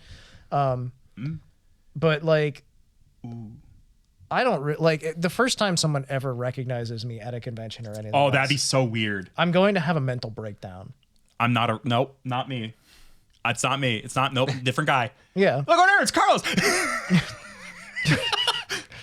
Cameron falls into a shell or pulls a shell over his head and runs away. Yeah. Skitters. I carried Nikki like 20 blocks through the middle of Washington, D.C. through traffic. I don't care. Yeah. Yeah. Oh, I will. Boilerplate. If you stink, I reserve the right to not hug you. Please shower and put on deodorant. God damn it. Yeah. Please. So yeah, I'm looking forward to Kiara and Nerissa's vacation. Yeah. I'd like to actually insert a bit of news. I've forgotten to put into the docket, apparently. Do you remember the Hololive fighting game? Yes. Mm-hmm. I forget its name at this moment. It's like something like Fighting Idols or something like that. Yes. I've yet Idol Showdown. Idol Showdown. I've yet to play because I suck at fighting games. I'm sorry. But they have announced their next fighter. Who is it? It's fucking Ollie, bitches. Oh, that's a good one. And I think they got her to voice act the whole thing. So it's like not just like clips taken out random Boy, places. how did they manage to do that? Did they just fucking DM her and be like, hey, you want to voice act? Yes. Oh, shit. Oh, there you go. She already did like custom voice lines for Shopkeeper Ollie in the game. That's amazing. But it's great. Like it has like everything. It has like her human form. She has a charge beam from Apex. She has a fangirl squeeing running up. Voice acting's great. It's like when her and Solon were put in Parasocial, the video game. And like there's just a giant like hour-long compilation of other VTubers being like, oh my God, it's Ollie. Or oh my God, it's Solon. Cool. I'm hyped. I have no idea how she fights. Like I watched it and it's like she's mid. I don't know what she does. I'd have to play. Fighting games live outside my vision. I know just enough to say words that convince normal folk. Gotcha. You convinced me, so. There you go. Ina has drawn a 4-coma comic that is used by the for use by the official Sonic the Hedgehog Twitter account. I believe I notified both of you by reminder. Ina's a professional illustrator. Yes, because it's just a real ass comic. yeah, it's just cute and straightforward. She did a 30-second interview where she talked about why she drew what she drew. It's also on the Sonic Twitter. I like Sonic. Yeah, she was like, I wanted to mix old characters and like characters that are cute. Just like, you're the best, God damn it. So yes, and they also posted, I think, in a get to know the artist behind the comic thing on Twitter too. So it's a pretty cute little thing. I like it a lot. I will say, like, fucking like Myth's big their big anniversary thing where they played Gmod. Mm-hmm. By the end of that, I just went, Ina's in such a fucking good place. I think she's finally like really, really found her solid ground where it's like the perfect mix of comfy Ina, but with like some doinkier, cuter weirdo moments too. Oh yeah, no, We've she's had getting weird. I like it. Like, she's just a fucking penguin of a gun running around going, oh no. And her Pikmin videos are so funny. She's comfortable. Exactly, she's comfortable. It's so nice to see. And I'm delicate about Ina because that lady has cried over HoloLive, over where she's at and where she wants to be and her friends she's made. I feel like most of the talents probably have at this point. Oh, but like it was like that Christmas stream. She was like fucking sobbing. She's like, I'm so happy I met you. Dude, it's like you can't the say- saddest thing in the world is looking back whenever they were all like in their digital like 3D representations and they're like, I want to hug you for real. I know! And I'm just like, Ina. That was so painful. That was the moment where it's like, this isn't Ina the VTuber. This is a real person who's finding a connection. It's like, get the popcorn. It's like so I want her to cute. be It's happy. so I good. just want her to be happy. A little tangent with that for Mume. The Boomster. Oh. Go ahead. Go on. Because we briefly talked about her original song last week. Yeah. Ume. Yeah. Well, I heard her talk about that from her day after stream where she discussed the song, and basically that's what the whole song was about. Was like she had like no friends, and HoloLive was a chance for her to make friends and be a part of something. That's so cool. Imagine going from no friends to I can call Fauna and Coni at any moment. Imagine your name is Yago. And you're like, I want to build a house for broken girls where they can go to heal and make new friends. I'm going to bring up Mume again once we get to stream moments. Coming this fall, Tim Burton. Taniko, the Yago story. Christopher Nolan. All right, let's move on to Zeta's Hologra debut. Oh my god, Hologra, that exists. Yeah, we haven't talked about this in like a month. I stopped watching it. Hologra, the HoloLive weekly animation series, this week featured Zeta's debut as she now has a 3D form. Basically, she really reads a bunch of rule books, guides, really. This causes conflict between her and Ozki, Aqua, and Aki, the group. As She jails them. They end up with an ad-lib guide. The end. Comedy ensues. It's pretty funny. It's cute. There's a lot of nice little punnery things that happen. scrolling for thighs. There's definitely thighs. There's always thighs when Zeta's involved. They knew what they were doing. I saw thighs. I'm pleased. There you go. Thank you, Zeta. Zeta bless. Is there any other thoughts about the Hologra? I don't really have any. I just think it was a cute one. I have Zeta thoughts, but it's kind of a downer. Okay. She's like basically like right after her 3 debut. I think it was her. I didn't write notes, so I'm speculating on my memory of things. But apparently, like right after it, she had a loss in the family. Oh, that really sucks. Oh, yeah. She took a quick break, and she's like, "I'm good. Me and Kaela have been talking like the whole time. It's like I'm fine. I'm back. I'm back to being good. I just took a little break." It's like, Jesus, lady, I'm sorry. That sucks. I think that was literally announced the same day of her showcase. It was. But that's such a downer. She It's really has started streaming again. She seems to be taking it I'm glad she. as well as she can. I'm glad she healed so well, and I genuinely hope she's all right. Yeah. I'm Yeah. sure it's still a process, as it always is. But yeah. I scrolled through her Twitter account too, and she's been just posting things like normal on there too. That's good, at least. I want to go on a cruise. Would you like to go on HoloID's Vivid Cruise, No. Viv ID Cruise tour that will be making an appearance at Anime NYC? Was hoping to go on the Weezer cruise, but I'll settle. Fair enough. A new original song has been released by Risu, Muna, Rene, and Kobo in celebration of this event, I suppose. I want Kobo to be on the boat and throw things at people and make the weather worse so we all die. That sounds like something Kobo would do. I want to go to Anime NYC, but it's not happening this year. Oh, God. Don't make me depressed again. This was such. Dude, Suisei is going to be there to do a fucking concert for the first time in America, and I'm going to miss it. And I Suisei- just fucking hate that. Most of Advent, huge downer. I'm gonna be honest. They really dropped the ball on this stuff. Like, it was too late. By the time they announced that like HoloLive was gonna be at Anime NYC, it was Everything. already too late to like attend most of it. Yeah, the And weekend now passes were sold. And now this was just announced too, even later. So Let's make a bad situation worse. Anime NYC. I think I speak for the entire podcast when I say, what the fuck? Please, get some help.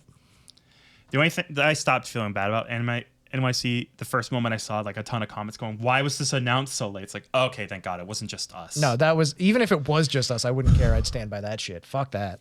I'm actually, believe it or not, kind of mad about it. So, again, Next chance there is to do a fucking... also, this is technically the second time Suisei's doing a concert. I know she was at the English language concert, blah, blah, blah, blah, blah. That was in LA. I couldn't go to that shit. I'm nearer to NYC. It's like a few hours away.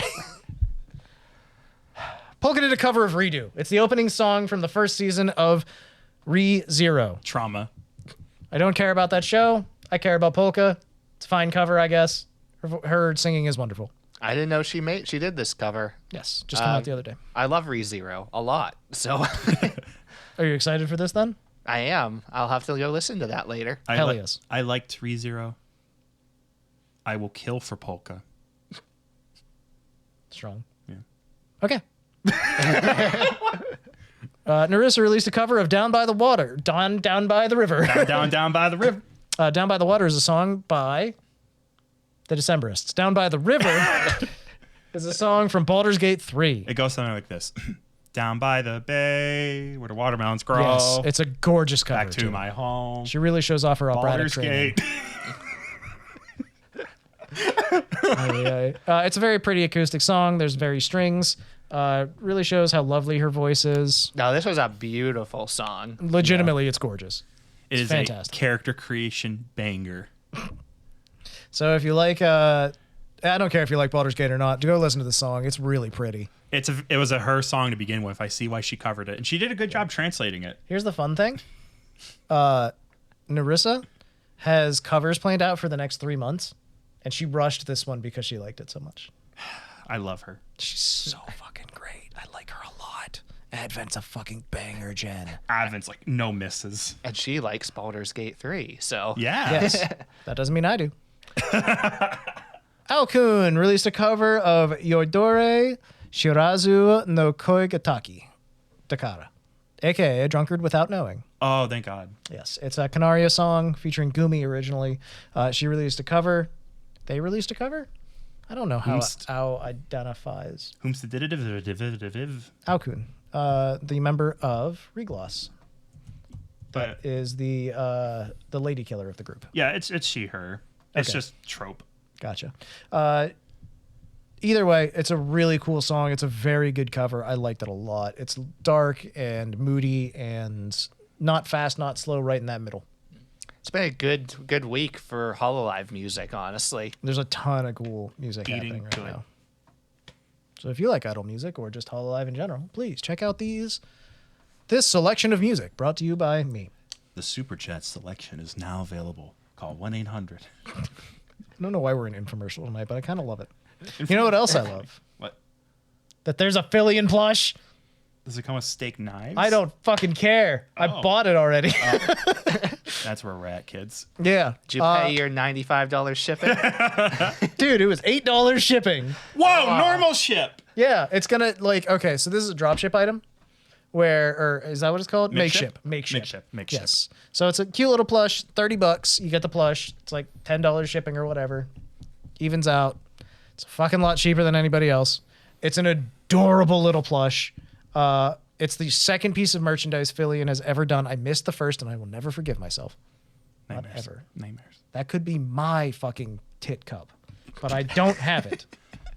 Imagine not having a tech cup. Kind of cringe. And where's Shy Lily at right now, Cameron?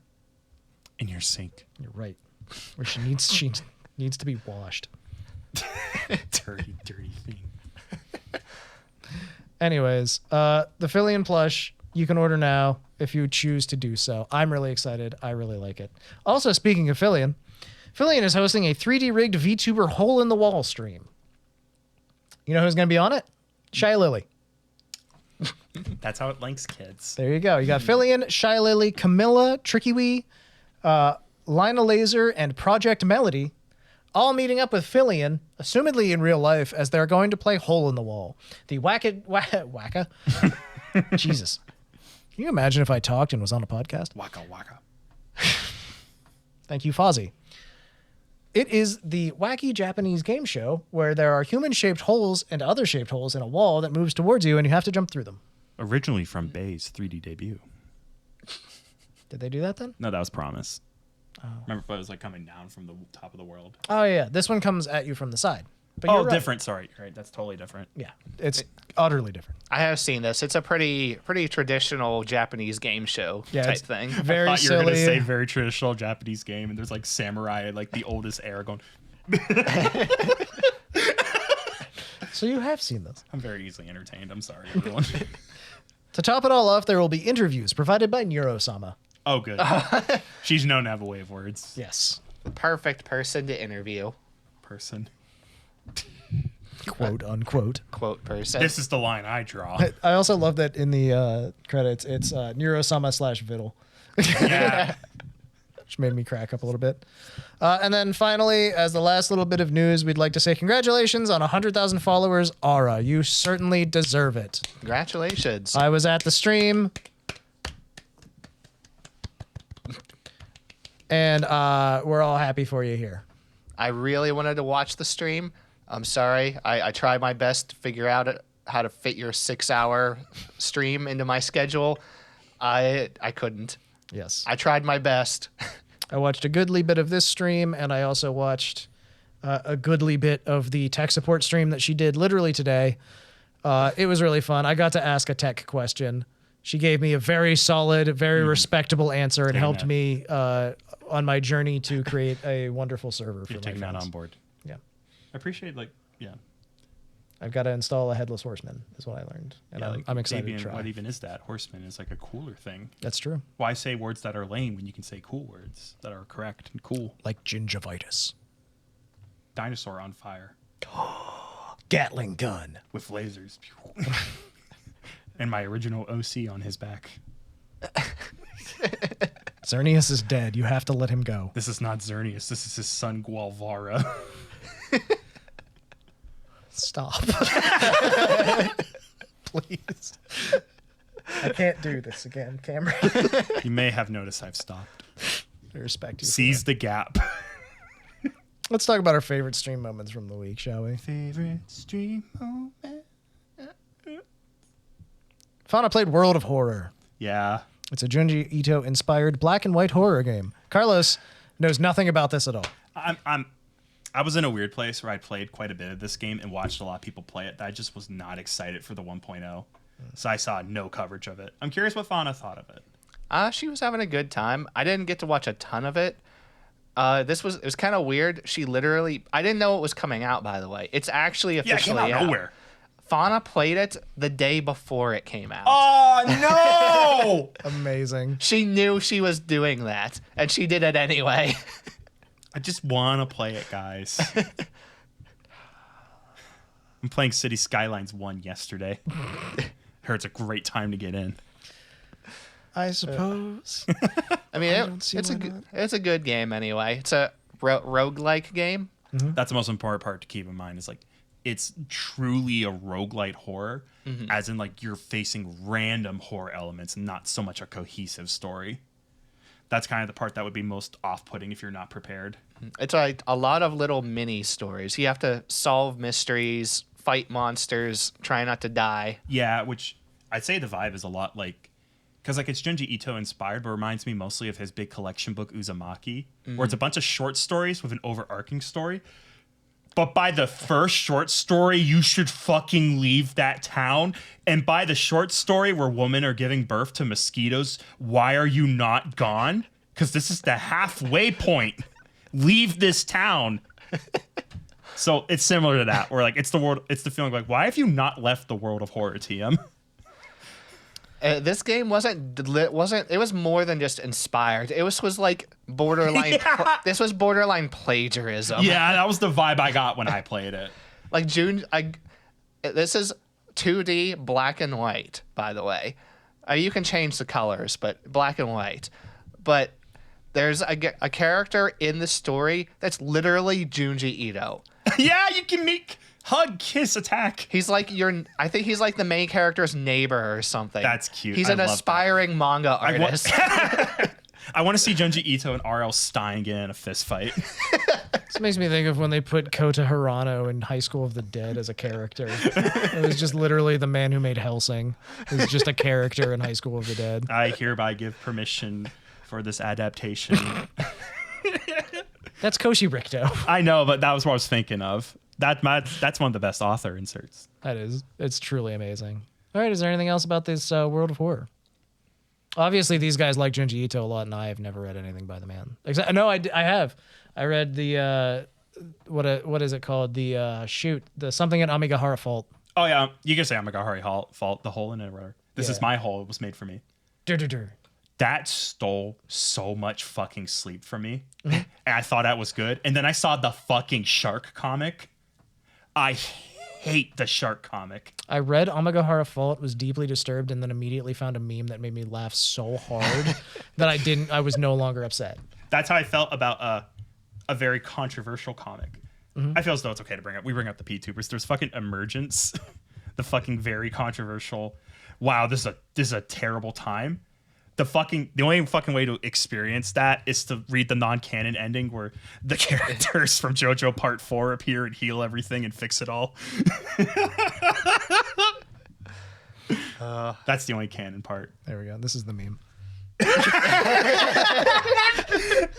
That's so good. That's a good meme. This is what made this manga okay in my mind, in my heart. It's just I'll just post it. It's on the screen. There you go. Have fun, everybody. All right. If you're an audio listener, too bad. Watch the video.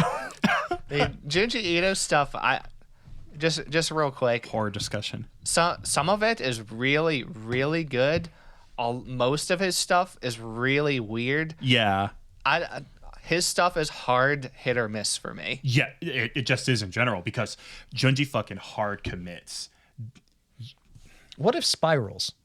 All of it is weird, but some of it hits harder than others, but you can't argue it's original. Like, I've seen people say Gyo is really bad, and I've seen people say Gyo is really good. That one's probably my favorite, actually. Yeah, I like Gyo. It's a good combination of just stuff. I'm not scared of deep sea creatures. I'm scared of weird viruses, and I'm scared of spider bots that want to pick me up and are made to pick me up. And is that the balloon thing?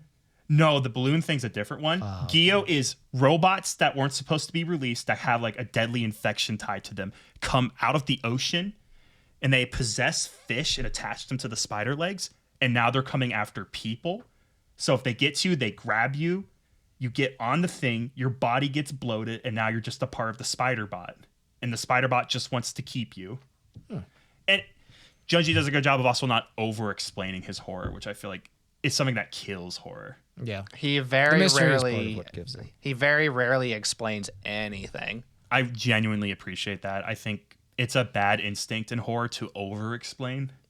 You should explain as little as possible to be satisfying and convince the people reading your thing you knew what the fuck was going on. I think the most memorable and horrifying one of his stories I have ever read was The Long Dream. That one haunts me. Refresh me on Long Dream. It's a guy goes to a hospital saying, "Hey, I'm sleeping very long amounts of time, and I'm not sure what's going on. It's negatively impacting my life." And they come to find out every single night he goes to sleep, his mind is sleeping longer than his body. Oh, so his body's acting without So his conscious understanding. his mind, he is dreaming for long amounts of time, and then he comes back and doesn't know what's going on anymore. Huh. And every time it gets to the point where he's like, I slept for a night, but a week passed in my dream. I slept for a night, but 2 months passed in my dream. And it gets to the point where I slept for the night.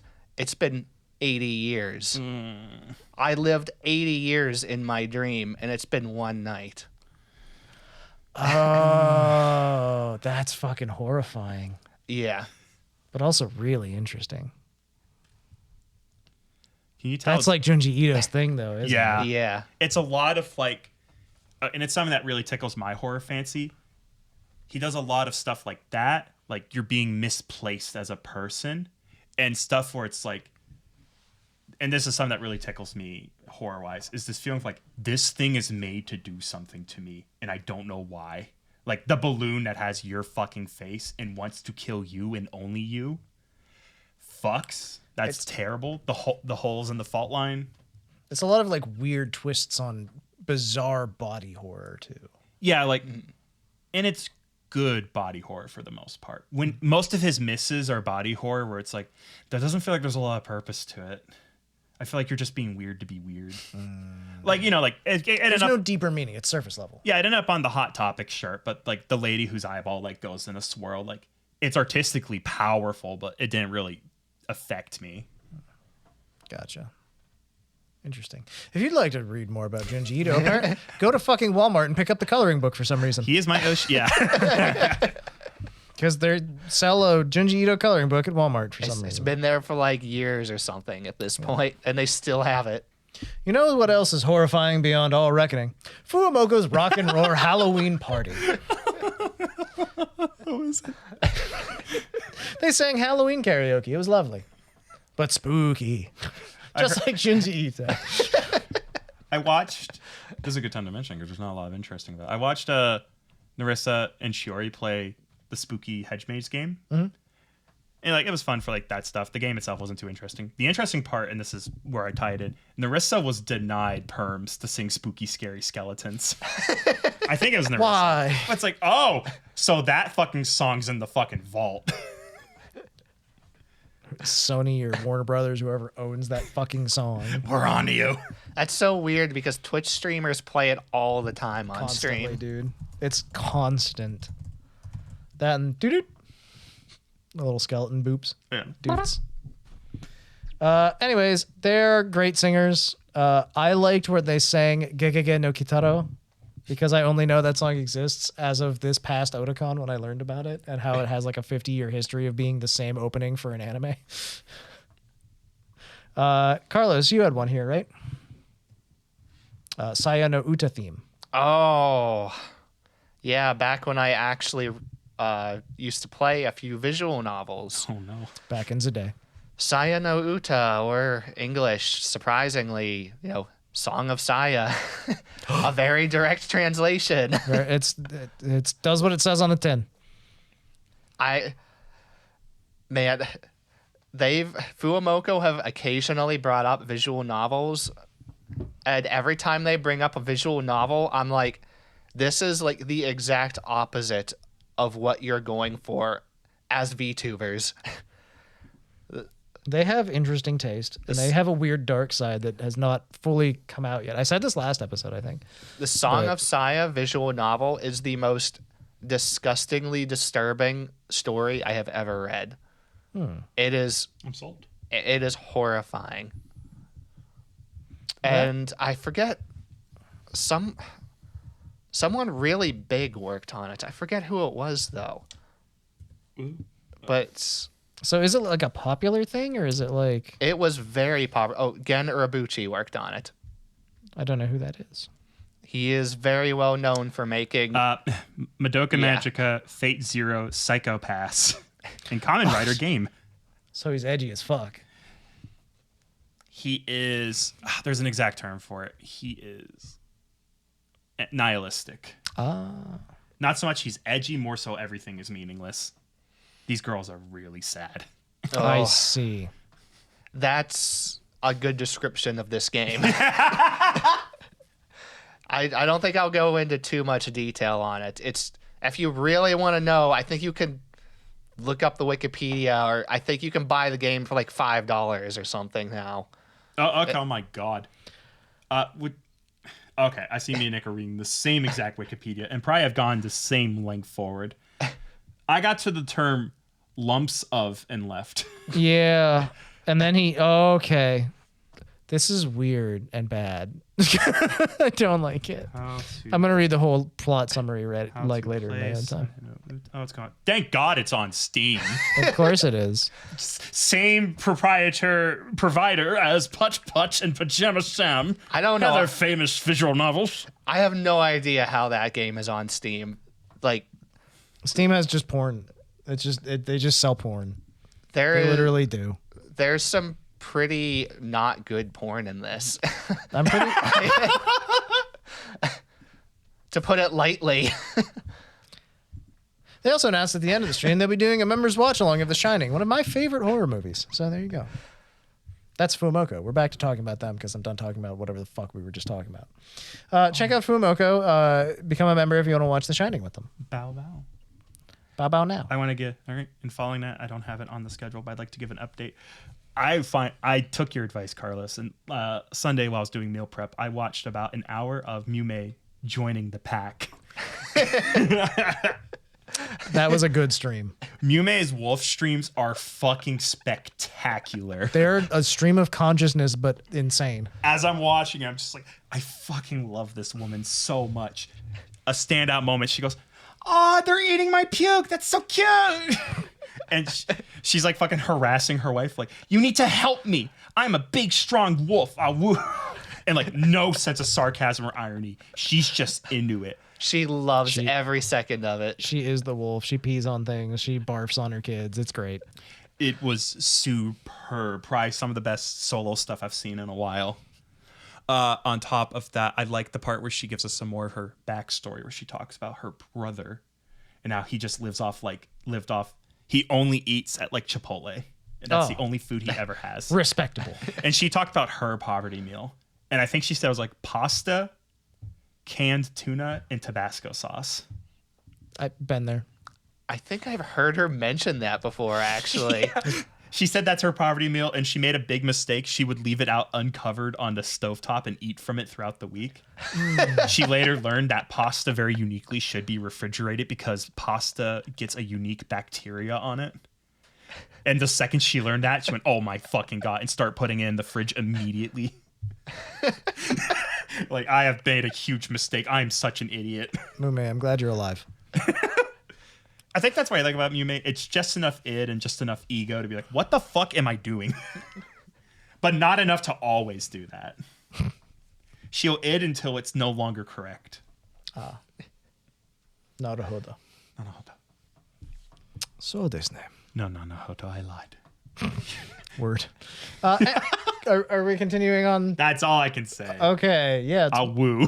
Her wolf streams are something else. And They're they are fucking going to insane. fucking continue. That's like her favorite game. Ember Amane from Phase Connect did a sleepover stream. She had Chisaka Airi, Dizzy Dokuro, Komachi Panko, Amanagawa Shina, and Tenma. I like Shina. I like Tenma.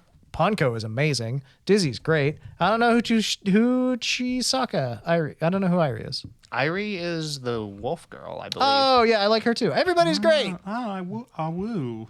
Yeah. They did a sleepover stream. Why does this say Elon's Musk? Also, yeah, Dizzy had a ball gag for most of the stream because she's Dizzy. She's so weird. She's some sort of a bug girl. She normally has some sort of a bondage thing over her chest anyways. Like, she's an interesting girl. Where did she go wrong? Sheena just came back off of a long hiatus, I believe.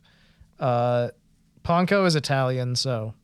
Tenma is Japanese, Airi is a wolf, Ember is an idol.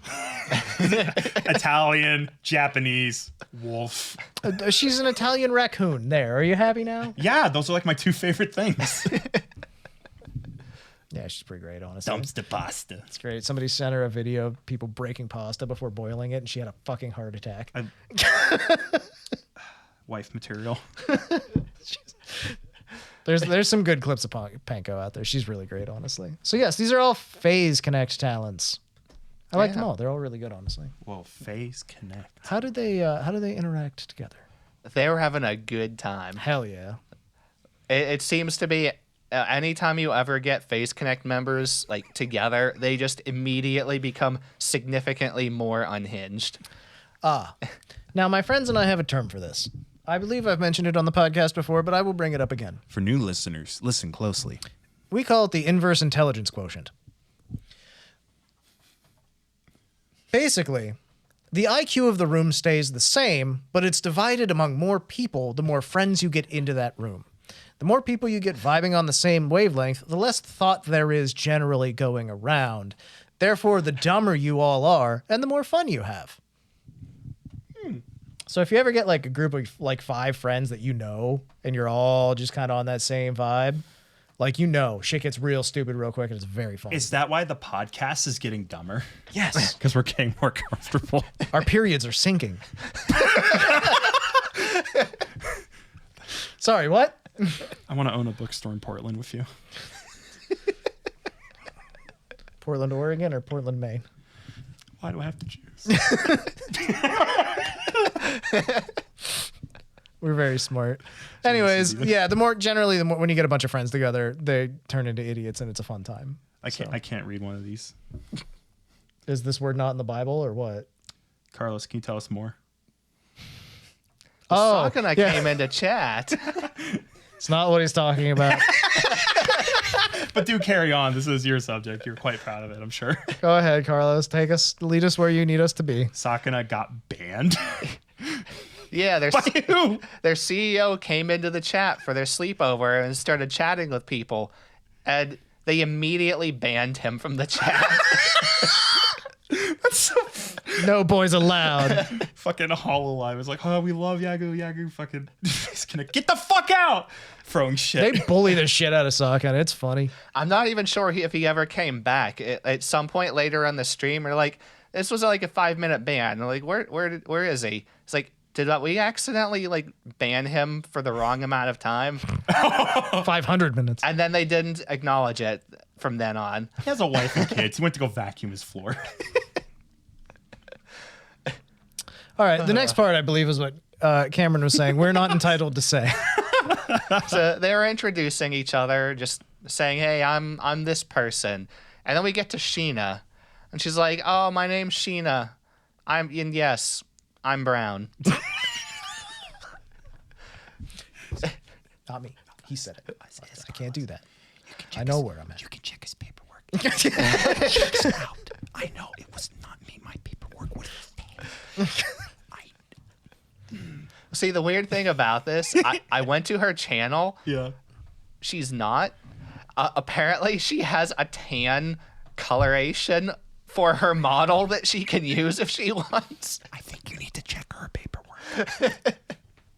I'm pretty sure that she was like, she said that she had been at the beach or something, right? And she actually was tan. That's probably why she's doing it. So Yeah. there's nothing wrong with being a toasted marshmallow, okay? It's something that she said during this stream. So there you go.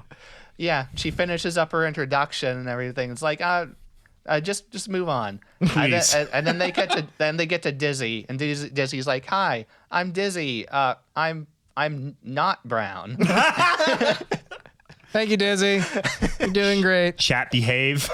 Chat behave. Do not put no, not that emote. Chat. Chat now. Do you stream on YouTube or Twitch typically? They are on YouTube. Okay. Yeah. Chat's gonna be a little better over there. Depends on the day, depends on the person. I didn't say good. I said better. Fair. Okay, I'll give you that. What's this Dream Boyfriend with Caveats card game? Oh, they're making me. Ladies. So they were playing a card game where they went from person to person. They said, "All right, it's your turn," and she drew a card. It's like, "All right, here's something good." It's like, "All right, they're a doctor." Like, "All right, here's the second card." It's like, "All right, they're a millionaire and they love sharing their money, but only with you." I want to play this game already. Yeah. And then the third card is the caveat, and it's about half of them. About half of the cards that they drew were some form of terminal illness. Jesus. I think the most hilarious one that they drew was every time they see you, they very erotically scream your dad's name. That's such a caveat. Fascinating. Enter home. My beautiful boyfriend is there. He screams my dad's name. I write it down. I know I'm going to find him. Thank you so much for helping me, honey. We'll finally get that guy. That was a great segment. They made two guys for each person, and then they had to choose which one they'd rather go with. That's a pretty good segment. I like that a lot. I'd play this. This just sounds like a fun game. You really got an insight onto some of the girls' tastes from this. Worth watching back that VOD for all of you parasocials out there. That's me. I know her father's name. They talked about serial killers. Oh yeah. Oh no. Oh, and then they did ad libs. Oh Lord. Oh, that was great. I went around and asked people, like, nouns and verbs and things, and the story that they told at the end was something else. I can only imagine with this group of psychotic people. After that was over, Ember rated the Sleepover stream into the Phase Weekly stream hosted by Dizzy and Tenma. For those that don't know, they do a weekly stream on the Phase Connect main channel where it's fan submitted clips, and just the host just watches through clips, talks about things that happened through the week. Dizzy is usually the one that hosts this most of the time. I'm not really sure why, but she is. I don't know. I like it. I like watching her. She's got a thing going. That's cool. Tenma likes to join in pretty often for it, so that gets pretty wild. A good egg. Tenma has two personalities: the sweetest girl you've ever talked to, and an angry drunk. And she swaps between them instantly. That makes yeah, like I know. I've watched enough Tenma to be like, yeah, that adds up 100%. She's just generally fantastic though. So yeah, that's pretty cool, honestly. They kept it going. Everybody joined in. Yeah, all of the people from the Sleepover stream just joined in for this. So the Sleepover's moving over here, girls. Unfortunately, it kind of scuffed the stream a little bit. The stream kept losing connection, so I don't know what was going on with that. It is what it is. When you get, you change up the way things roll for a while, sometimes things get broken. That's broken. The way of it. No. It ended. That weekly stream ended how I imagine it probably usually does when Tenma's involved. She starts screaming incoherently, and then the stream just kind of ends. Ah, yes. That's how we should end all our things.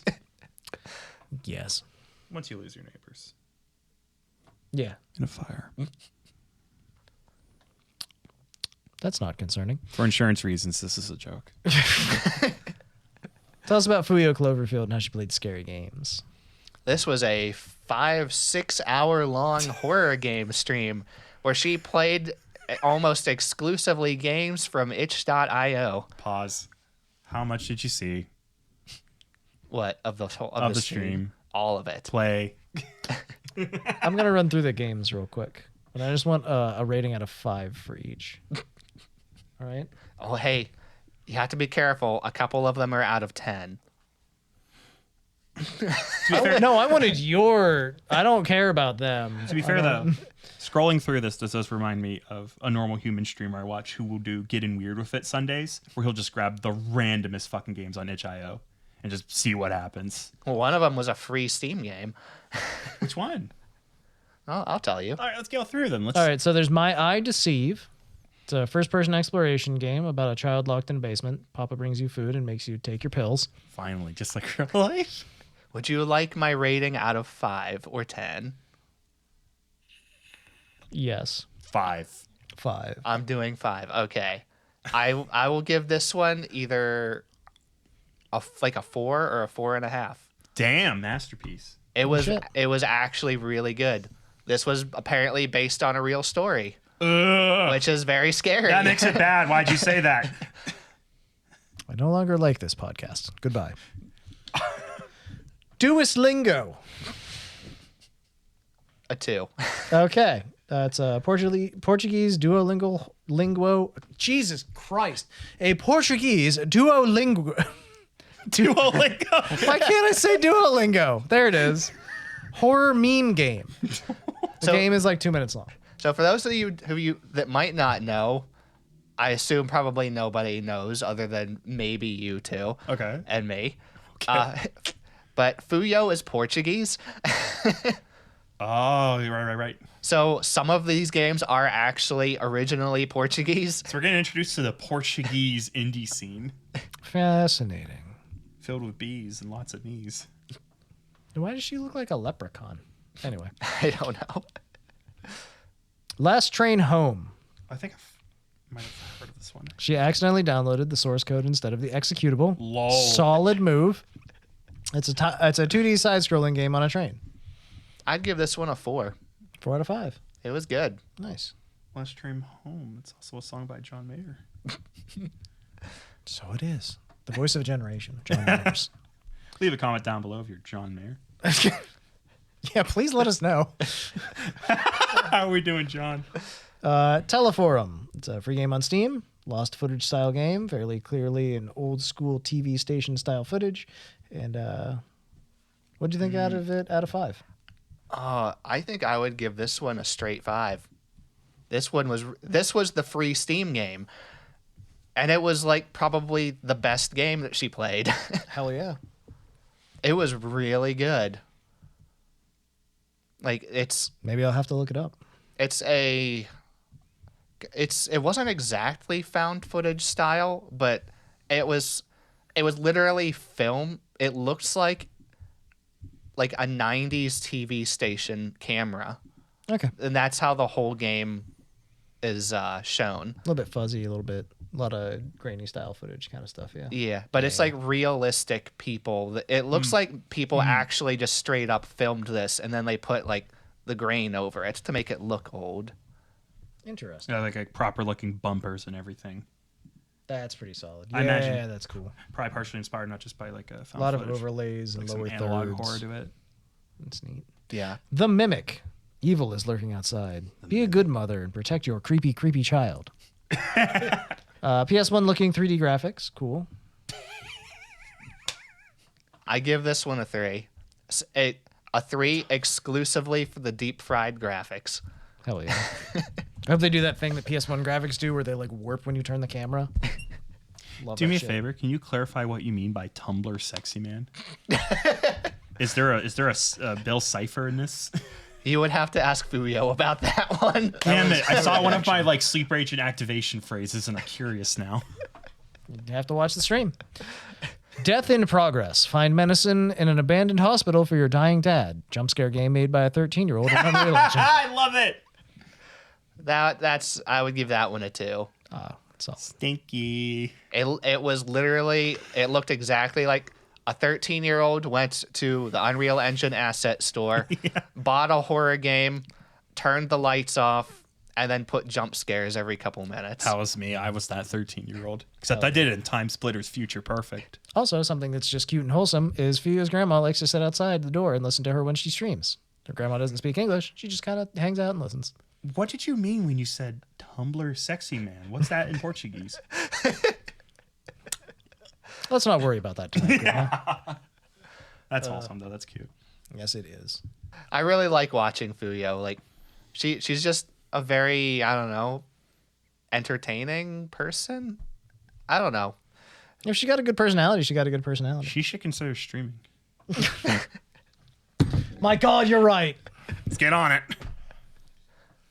I don't know. She's a good balance between cute and entertaining. I don't know. I just like watching her. I think they're neat. I just think they're neat. Connie Confetti has played Harvester. Oh my God, it's Nick's favorite game. I like Harvester a lot. Why did you turn the gore off? That's the fun part. She was Streaming concerns, I imagine. She was horrifically afraid of getting in trouble. Okay. Oh yeah. Trouble. Because after watching through this stream, I forgot how many not acceptable things are in this game. Listen, some baby's eyes pop out one time and everybody freaks out. It's a fucked up game. It's a really fucked up game. This game is from the 90s. Like, the gore is fine. Like, nobody cares about gore in the modern age. There are things in this game that are from the 90s that you could not say anymore. Oh, listen, I don't think it was acceptable to try to fuck your own mother in the 90s either, Carlos, but you know what? There's a narrow window in the 70s. Yeah, there's a... Whew. Yeah, that's you. If you've never played Harvester or seen anything about it, you're a man named Steve. You wake up with amnesia in the town of Harvest. You meet a girl named Stephanie who also has amnesia. You're supposed to be married soon. The sooner the better, in fact. You have to join the Lodge, which is the organization that seems to run the town and all of the bake sales. It's a very weird game. It's very unsettling in a lot of ways. Also, again, what Carlos was alluding to was probably the fire station. That was one of the things. Yes. That is probably the worst thing. Yes. The fire station in Harvester is populated by very flamboyant men that speak with lisps. Oh no! At the Flame House. They're No! yes, they are very... Jesus Christ, that was fucking loud. I didn't think it'd be that loud. That like reverberated. That was my genuine reaction to figuring out what they were going for. Oh yeah, no, they're all very, very strong gay stereotypes. I hate that. Oh, I No. really hate that. At the time, it was acceptable. And, Yeah, acceptable. and they It use was. and they use words a couple of times that Connie she has very obviously played this game before or has watched a lot of it multiple times being played. She was reading the whole time through the game. She was reading ahead of the text as it was being voiced. And when something like this came on, she made sure to skip it. There you go. In the 90s, it was much more acceptable to directly mock homosexuals. Unfortunately. I'm saying unfortunately because it is unfortunate. Thank God we got that sorted. Yes. Things are good now. There are no problems for any homosexuals anymore, obviously. The homosexuals are satisfied. Their agenda is blah, blah, blah, whatever. They played at gay stereotypes, obviously, and that's unfortunate. Like I said, it is a symptom of the times. They were different times. It's one of the things that every time anyone plays this game, they immediately go, God damn it, when they get to this part. Because it's fucking uncomfortable. It's not cool. It's like putting on an episode from the first 3 seasons of South Park. Yeah, more or less. It's like, oh. Yeah. They used to get away with a lot of stuff they probably shouldn't have. So This is one of the best horror games ever made. Some things have not aged at all. it's like the bumpers at the beginning of some Looney Tunes cartoons where they're Oh just my like, God, yeah. things here are dated and they're not accurate, and they weren't accurate then, but people were accepting of them then. It's the same bumper for this, basically. There are just some things that are uncomfortable about it. For the time, the game is ridiculously like interesting to me, just because it's so many it's all like full motion video FMV. segments, and like all of the game sprites are digitized humans, and like it's got such a weird 90s style to it. So I engage with it quite a lot. Obviously, don't discriminate against homosexuals, please. That's bad. We don't endorse that. In fact, we condemn it. We stand with the LGBTQ community. There you go. This is one of those things where you just kind of like, Here we are, everyone. our VTuber podcast. The train wheels have touched grass. The rails are back over there. The cool parts of the game are like the nuclear military base in town that's guarded by an ex-military like guy with no legs, and if you give him the wrong answer, he just blows your brains out with a rifle. Because this game is about the gore. It's the one of the central precepts of the game is that violence and hyper-violence and the acceptance of such is an interesting thing to look at in society. They're not inherently condemning anything. Yeah, I said that Coni turned the gore off. Turning the gore off only turns off the cinematics. Oh. If you get shot, you get shot. Yeah. You literally like see the character's brain get blown out of the back of his skull. Like they were really going for shock value. The tagline was something along the lines of the most violent video game ever made. Your mom hates Dead Space. Yeah, that was what they were going for. A lot of it was shock humor. One of the very first things that you can do at the very start of the game, you leave the house that you start in the game. There's a 10-year-old boy standing outside. He's not a very nice person. He's a very mean kid. You have to give him the papers. If you attack him, he pulls out a pistol and he shoots you and you die and you get a game over. Yeah. Also, that happens if you don't give him the paper like 2 days in a row. His entire character is you have to pick up a newspaper from inside the house and give it to him when you get outside. If you don't do it one time, he's like, don't do that again. And then the next day, if you go outside and you don't give him a paper, he just fucking shoots you. Because that's what this game is about. Like intense gore and violence and what it means in society and blah, blah, blah, blah. No, every character in the show is a complete and total nut job in a completely different way from the last one you just talked to. The game literally pushed boundaries just to do it. It is... there are moments in that game where you have to execute defenseless people. And it's just part of the game. Like, the entire thing is... I don't know. Spoilers for Harvester. Spoilers for Harvester. For this 30-year-old game. The game starts off as a puzzle game, sort of, but as you go on, you have to do increasingly violent things, and it's boiling the frog of making you more and more violent until the end when you're executing innocent people. Like, that's the concept of the game. Spoilers over. You kill people in Harvester. Yeah, it's a like the entire game is fucked up by design. It's supposed to be incredibly violent and disturbing and upsetting. That's the point. So there you go. I think it's really interesting as a video game, personally. I think it's so, I don't know. It for some reason, it tickles my brainstem and it makes me interested. It goes so far that it becomes comical. Yeah, exactly. There's so many parts later on in that game that are so interesting. And like you can tell what the messaging is trying to do, and you're not sure if it's being honest and earnest about it or if it's all tongue in cheek. Like there's a lot of layers in this ogre, is what I'm saying. Every time we talk about Harvester, it reminds me of like the closest game playthrough I've ever watched to it, because I usually don't have patience for these like long form one click you're dead games. It's like a 6-hour gameplay. She didn't even finish it. She played for like an hour or two. It reminds me of like a Phantasmophobia 2, but also reminds me of, I just fucking remembered when I went home from last podcast, Darkseid 2. Oh my god. That sounds familiar to me. You play as like the lamest guy on the planet. His name is Mike Dawson. He looks like he hosted Are You Smart in a 5th grader? And he is going to become Harvester by the end of the game. Oh. He's just so meek and lame.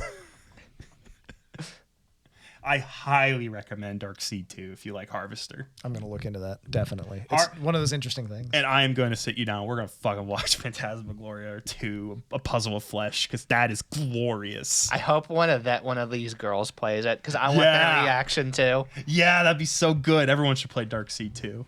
Hell yeah. You know what Connie also played? Disney Minecraft with Mozilla Peachy. They went to Disney World. Disney. It was actually a real big collab. Kira Spica was there. Elias Dorelia was there. Those two are also from V-Dairy, much like Mizumi Peachy. GX Aura was there. Who's that? Yeah. She's a VTuber we all like around here. This is my exposure to Aura this week. Yeah. Because I didn't get to watch her otherwise. So here's my problem is I watched the Connie and Mozumi Peachy part, and then I didn't watch anybody else. But there's also Omiya Emma, Pipey Ufo? Is that how you say that? I don't know. Pee pee poo poo. Paipu. Mino Mako, Poco Raccoon, I know that one. Carrot Karomi, Cherry Lupina, I know who that one is, and Ophelia Midnight. So some of these folks are from V Reverie, some are from My Holo TV, some are Idle Corp, some are Kawa Entertainment. One of them's from Prism Project. Aura is a browser gremlin, and then you got some V-Daries. So it's a real big collab. I did see this. They basically went around Disney World and did Disney things. I didn't even know it was a big collab until I started the stream. It's like, why is there like 10 people in this stream? Yeah, big stream is big. I think Aura was kind of organizing it for the most part. At least she was the one that was taking charge. That is not surprising. Aura is really good at and really enjoys organizing collaboration streams. She spoke about this week, actually. It was interesting to learn about her, is the fact that she's just like, she actually called out specifically, she was just like, Zendrea has helped me. Zendrea? Shit, what's her name? Zen. Did I get her name wrong? What, Zentrea? Yeah. Zentrea? That is the right name? Zentrea? I don't know why I thought that was the wrong name. Anyways, Zen from V Shoujo and Ollie from Hololive have like helped her out a lot. Ooh. And she's very grateful to them, and she just really likes organizing and getting people together and having a fun time. I totally get that. Ollie really helped us out too. Yeah, thank you, Ollie, for Thank watching. you, Ollie. And We being our appreciate biggest you. supporter. And also thank you, GX Aura, unironically. As always. She's our Ollie. Sure. Anyway, they went through a very accurate depiction of Disney World in Minecraft. It was insanity and chaos, as you would expect. I believe that Mozumi, Peachy, and Connie's stream was something about how it was titled about how like Connie was a Grogu or something, and Mozumi Peachy was some sort of Mandalorian.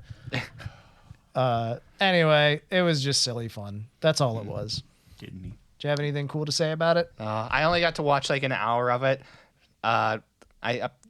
They kind of hinted that they were actually very good friends already. Oh, like Aura and Rocka Roran. Yeah. Yeah.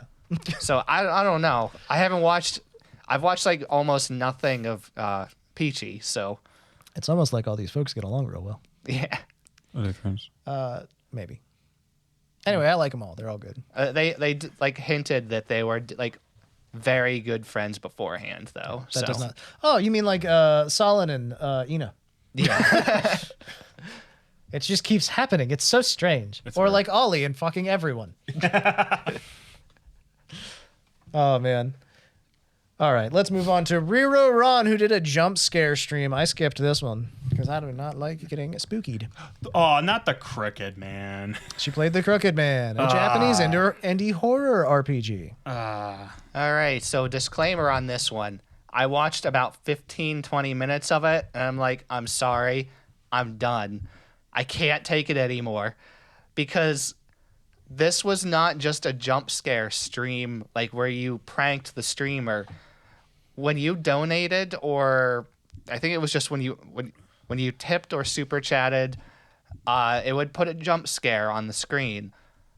Most streamers, when they do this, it's like, oh, you're trying to jump scare the streamer to like make them lose money or whatever.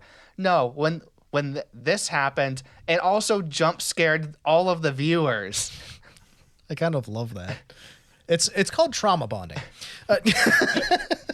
And so when you go through a traumatic experience together, it brings you closer. Okay. You want to make some money? Let them donate to you. You want to make a lot of money? Set goals. You want to make a shit ton of money? Let them pay to ruin things. Yeah. The internet loves to fuck up a good thing. And they love when a bad thing gets worse even more. Yeah, like so The Walking Dead. Yeah, there you go. Yeah. Oh my god. All right. So, anything else to say about Riro's jump scare stream aside from the fact it was spooky scary and I don't like skeletons? Unwatchable. Okay. Hate jump scares. I couldn't. No appetite for them. I like The Shining and nothing. I know a lot about FNAF for a man who hates jump scares. I've gone into how I You know what react made to jump horror scares. games watchable? The fucking rewatch thing on YouTube that shows the most rewatched moments because you go, oh, right before that. Also, Let's Players who time code your jump scares, you are saints. Bless you guys. Fair enough on all counts, really. Carlos, anything? No. All right. Well, this is where I take over again. I've discovered a new VTuber. Oh my god, Nick's This is a little known YouTuber named Mystery Ben27 with roughly 1 million subscribers. God, you almost had me there. They started off making YouTube pony content back in the day. Oh, yeah, I know this one, yeah. Horse famous Yeah, horse famous. is the term for these people who gained their notoriety during the MLP Brony era. They have made consistently every couple of years a music video for different songs from the Mystery Skulls' first album. Now, Mystery Skulls, is this some sort of small indie act? It's a synth pop band. Is it one person? I don't even know. If I just you- love their music. Mystery Skulls, feel free to clarify what's going on down below. Yeah. Anyway, the animations are always really good. There's a really cool storyline that's going on throughout all these music videos. If you've never watched any of the Mystery Skulls music videos, I highly recommend them. The first big video that I know of was the Turntable Turnabout, which was for the Mystery Skulls song Money. It was a Phoenix Wright animation set to it. Yeah. And then after that, they started doing official like videos for Mystery Skulls songs. Anyway, 2 months ago, Mystery Ben 27 started doing like random streams of Tears of the Kingdom with a VTuber avatar on YouTube, and then now they're streaming Signalis actively currently. So there you go. That was like I went. Here's how this happened. I was like Mystery Skulls, right? And then As you do. as I do, and then I went and I was like, I wonder if there's been a new video, and I found out there was a new video 2 years ago, because that's how frequently I check in. Anyway, I listened to the video for Future, which is fucking amazing. Or I watched the video, rather. And then I was like, I can't believe I've never subscribed to Mystery Ben 27. So I did. And then immediately got notified of a live stream happening the next day. I was like, what the fuck? So there you go, VTubers. All right. Do you guys have anything to say about this topic? I can't add anything about making this a 10-hour episode. Fair enough. Carlos? No. I've checked them out every now and then, about probably maybe slightly less often than you do. Fair enough. I also discovered a new VTuber last week. Oh. New to me, not new to the internet. 32,000-ish subscribers on YouTube. It is Pio, the Flower Fairy. She is goddamn adorable. She's very, very cute. God damn it. Yes. And she got a new outfit, which is how I discovered her. She has a skirt and a cutoff shirt and a jacket, and it all looks really good. She is generally, again, very adorable. The cool thing about this outfit is it came with a really neat accessory. An M870 shotgun. Oh, she plays Warzone. She plays a few different games, but she was like, it's the M870, my favorite shotgun. Oh, she has preference. I'm an American now. Because Pio, you see, is incredibly Japanese. But she's learning English, and she's learning English by streaming like video games and things in English. She also has some Oshis that you might have heard of. Do tell. HoloLive English Myth Generation 1 are all her Oshis. And that's one of the reasons she's learning English. Did she buy their English learning book? I believe she probably did. Did she English learned? I don't know. She's been streaming for a little while anyways. But either way, she's really cute. She does really cute streams. She streams in English. She has a very heavy Japanese accent, which she is, again, she's learning English. I can usually understand what she's saying. I don't really have too many problems with it. But yeah, she's entertaining. She's adorable, and I recommend her. She also has a shotgun now, and she threatened to shoot her audience. It was a good time had by all. She tried American Chip Ahoy Reese's. American representation. Gentlemen, we found more content. Oh God, I love that. I love that for her. I Fruit followed by her. the foot. I followed her Twitter account so that we can keep in contact. Hell yes. content. I'm really enjoying her content. I think she's really fun and entertaining. Come on the show, coward, no balls. Okay, Girl Scout cookies. That is American culture. That is God, yeah. very fair. She eating tagalongs? No, man, she's eating Samoas. Butterfinger, Fucking love Samoas. goldfish. Jesus. Sour Patch Kids. Yeah. Is it past the pale if I make a second piece of content as hit their channel joke? Yeah, strangely enough, wrapping in a terroristic attack from the year 2001 seems a little bizarre and a little out of pocket. She's American now. It's part of her culture too. Kudos to that staple doing its best. I just like making Cameron uncomfortable.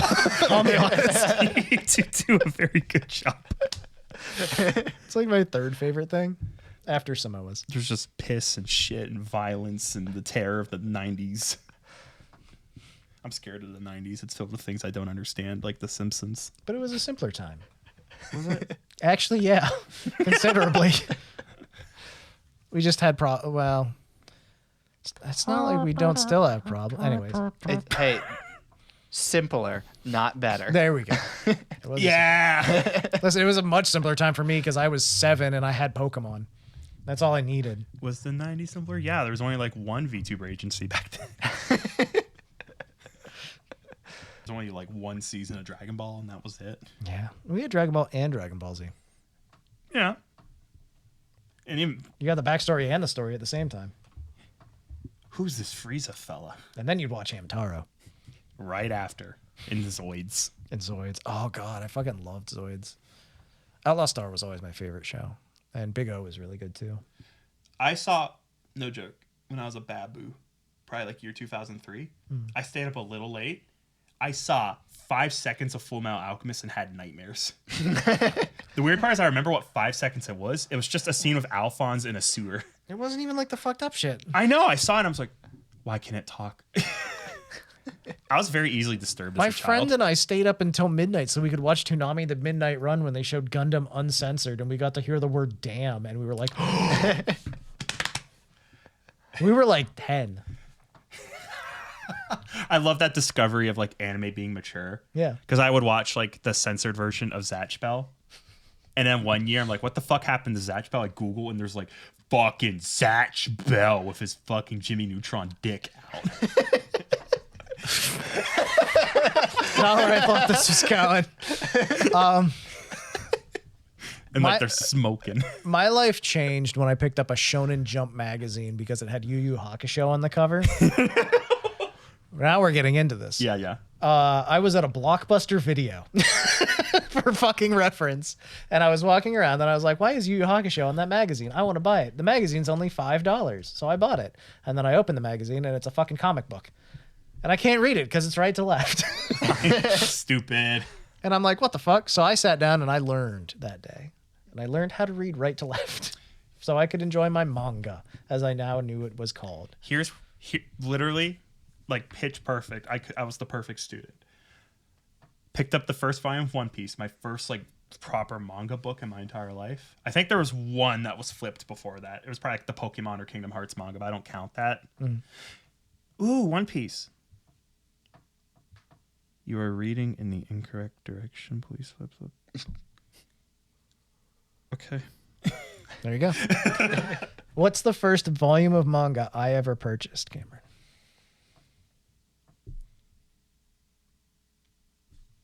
Go with what you know, Cameron. Just remember the name of it. Would it be Tenchi Muyo? Second. Fuck. That's the second. Kudos then. Kudos. I was close. I don't know if you've heard of the first one, actually. It's like sort of an underground title. It's Okay. called Naruto. Oh, okay. So you start a little normie and then you go back to like your core. Yeah. So here's the thing. I don't actually remember which one I bought first. I think the first one I bought was Naruto, and then it was because I went back to the same mall the next day Yeah.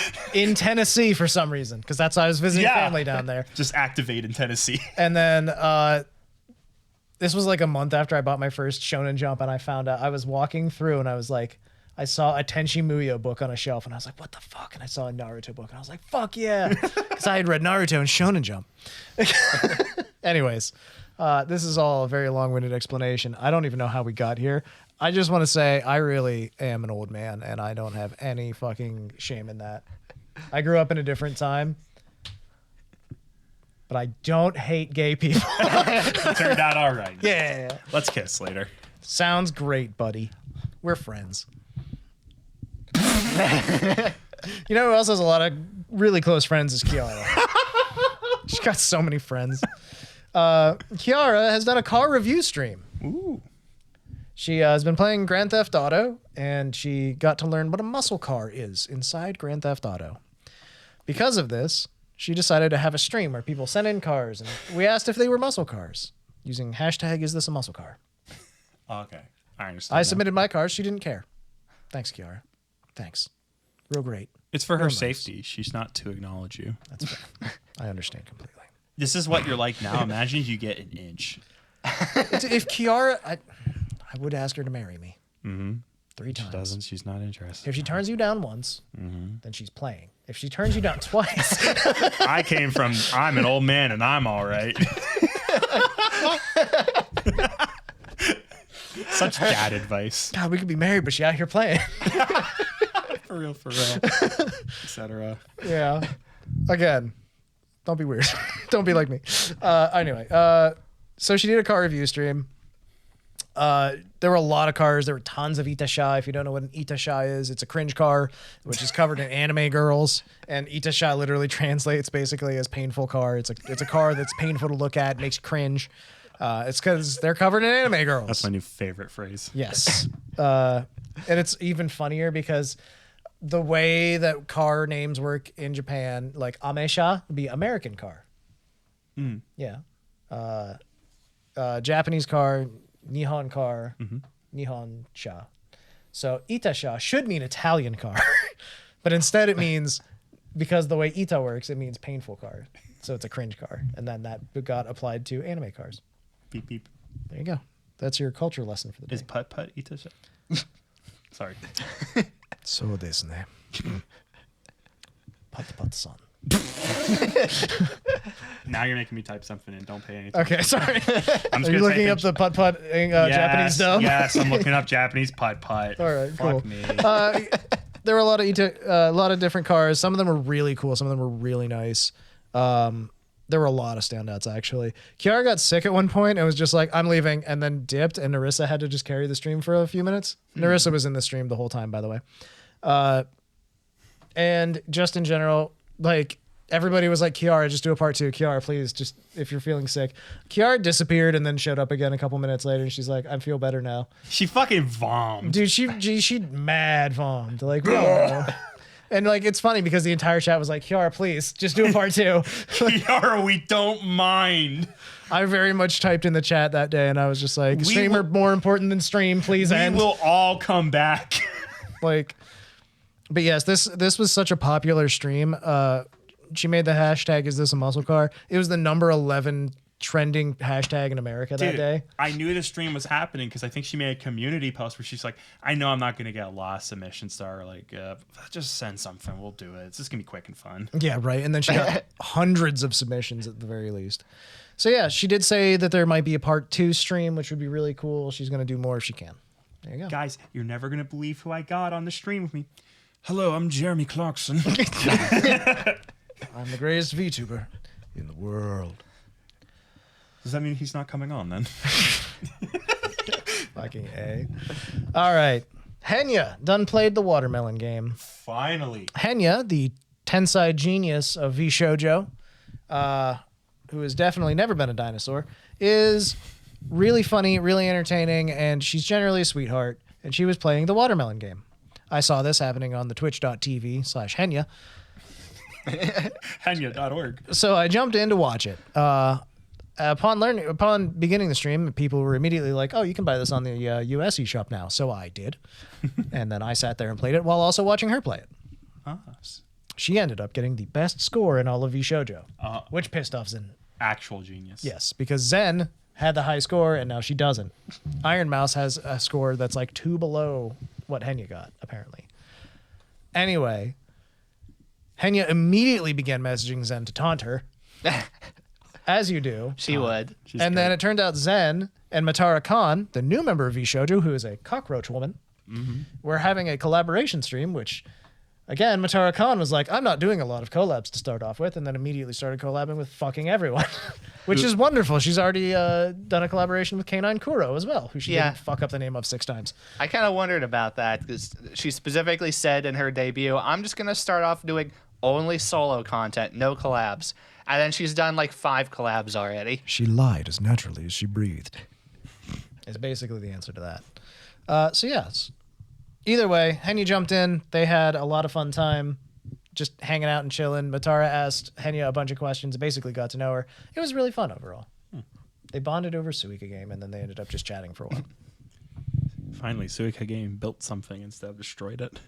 If you'd like to help us build something, drop a 5-star review. If you're listening on audio, if you're watching on YouTube, please leave us a comment. We have a couple comments actually from this past week that we're going to reply to tonight because I wanted to wait until everyone was here to do that. Oh, yeah. So sorry for the delay in timing, everybody.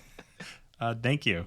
Yes. We applaud your intrigue, your interest. We thank you very much, and we always appreciate you. I apologize in advance and prior and for current. I apologize for nothing, and I do appreciate you a lot, so thank you. Also, I would actually like to do a real small advertisement for the fact that my friends and I are going to be doing a charity stream. Not this weekend coming up, next weekend, November 4th, starting at 8 or 9 a.m. We haven't actually figured that out because we're disorganized.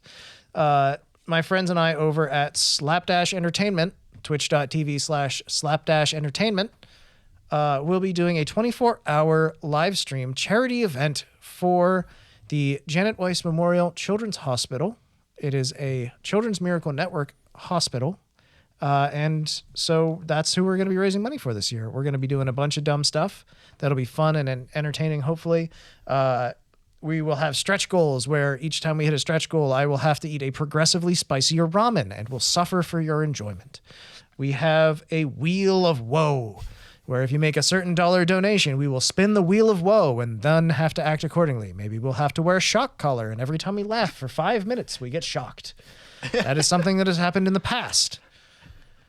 Maybe we'll have to eat a bean-boozled bean. Oh, no, I hate being bean-boozled. I hate those I always get the gross ones, and I'm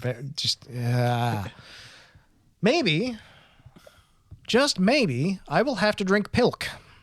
In my case, oat pilk. Better texture. Yeah, sure. Fine. Donate more for regular pilk.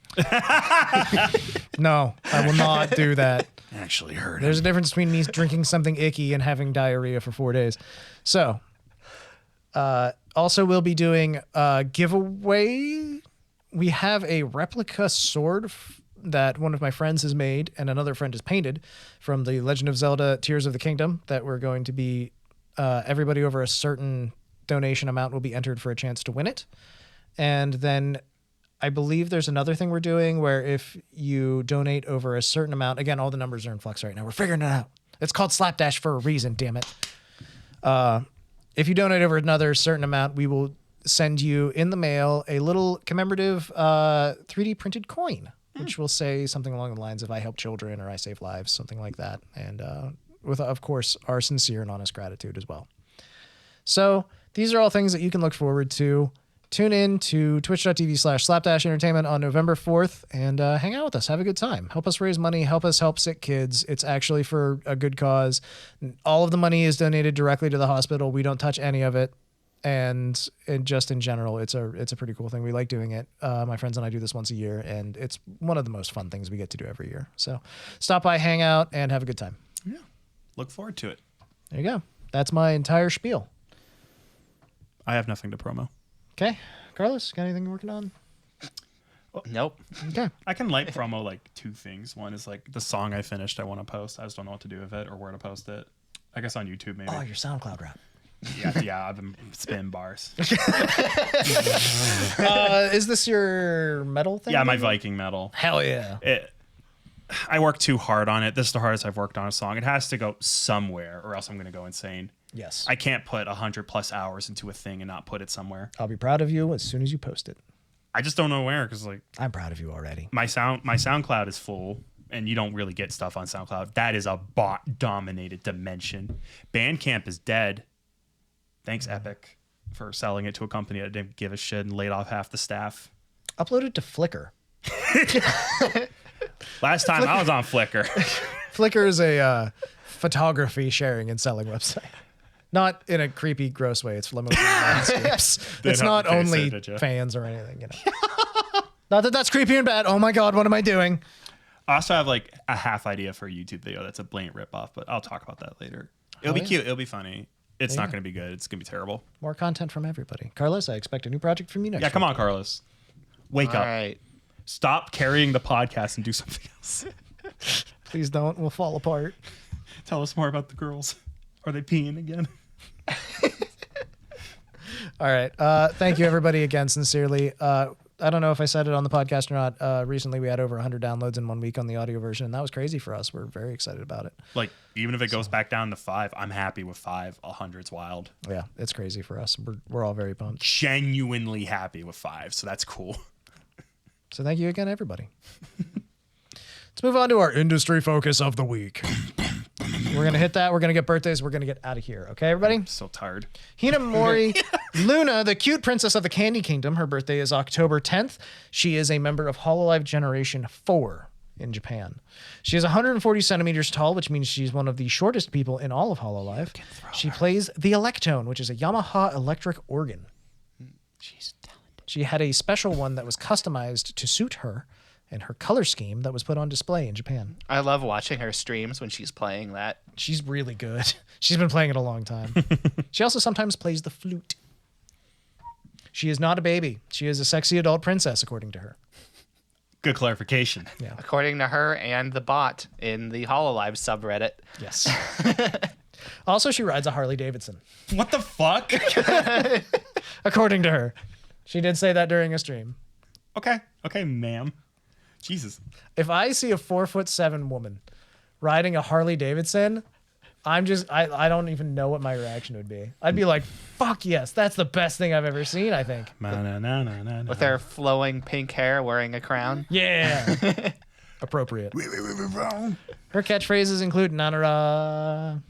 She's like, what's this? Nanara. What? She says it a lot. She goes, nah. Nani, sorry. Just in general, she's pretty great. There's a ton of great clips of her. I don't really have any picked out this time, but just in general, she is super entertaining, really funny, hard to understand, but great. I believe she's one of the ones that whenever discussions come up where they're like, hey, what's a good person to get into watching the Japanese members? And one of the first comments is always, not Luna. Not Luna, not Miko. If you want to learn Japanese from watching a HoloLive stream specifically, Watame is probably your best bet. She has a very slow and deliberate way of speaking, and she's very clear and enunciates well. That's my solid recommendation. Now, Luna is one of the ones, she's got a very, very cutesy, very, very accented voice. Yes, and she mumbles a lot. She's got marbles in her mouth. Mood. But she is really cute. She does the thing where like she says words wrong on purpose. She doesn't use the letter R. She uses the W. She's very cute. Oh, no. Yeah. So I like Luna just in general. Every time she shows up. Oh, the other thing about her is she's the princess of the Candy Kingdom. She's super adorable, very pink, very cute. Also, she really likes FromSoft games and has beaten like all of them on stream, and she's really good at them. She's a better FromSoft gamer than I ever will be.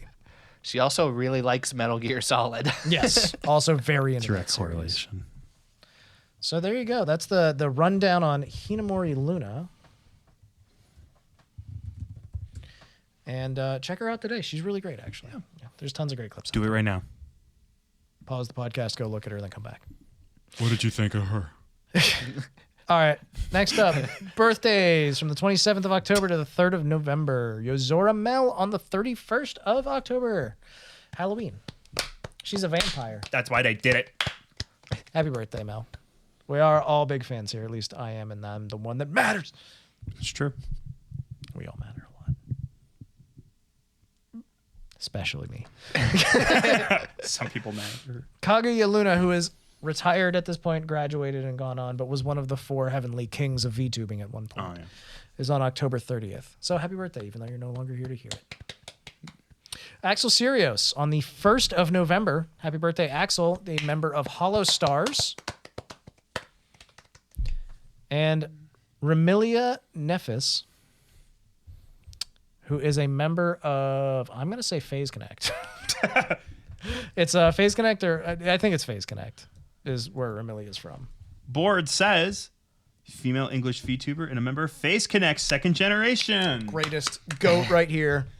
Yeah, happy birthday to you, Ramilia, on the 1st of November. You're Happy killing it. birthday. You are destroying it. You are hurting people. I was unable to find any anniversaries of note. But if you have an anniversary of note or a birthday and something you'd like to tell us about here on the podcast, please just let us know, okay? I love a world where we just get debilitated. Like we have like 50 viewer birthdays. Okay, did you guys like organize? Why are there like 10 in a row? Jimmy Neutron, that's not a real person. Got a blast. Is he a VTuber? All right. Jimmy I think Neutron. that's more or less us, right? Yeah, that's us. What about Carl Winslow? Jimmy's mom. He's got it going on. Thanks, guys. We really appreciate it. We hope to see you next week. My cockles are warm. My Kokoro is on fire for you. My corazon burns. Mi corazón es a fuego por tú. Bye, guys. Hasta luego. See ya.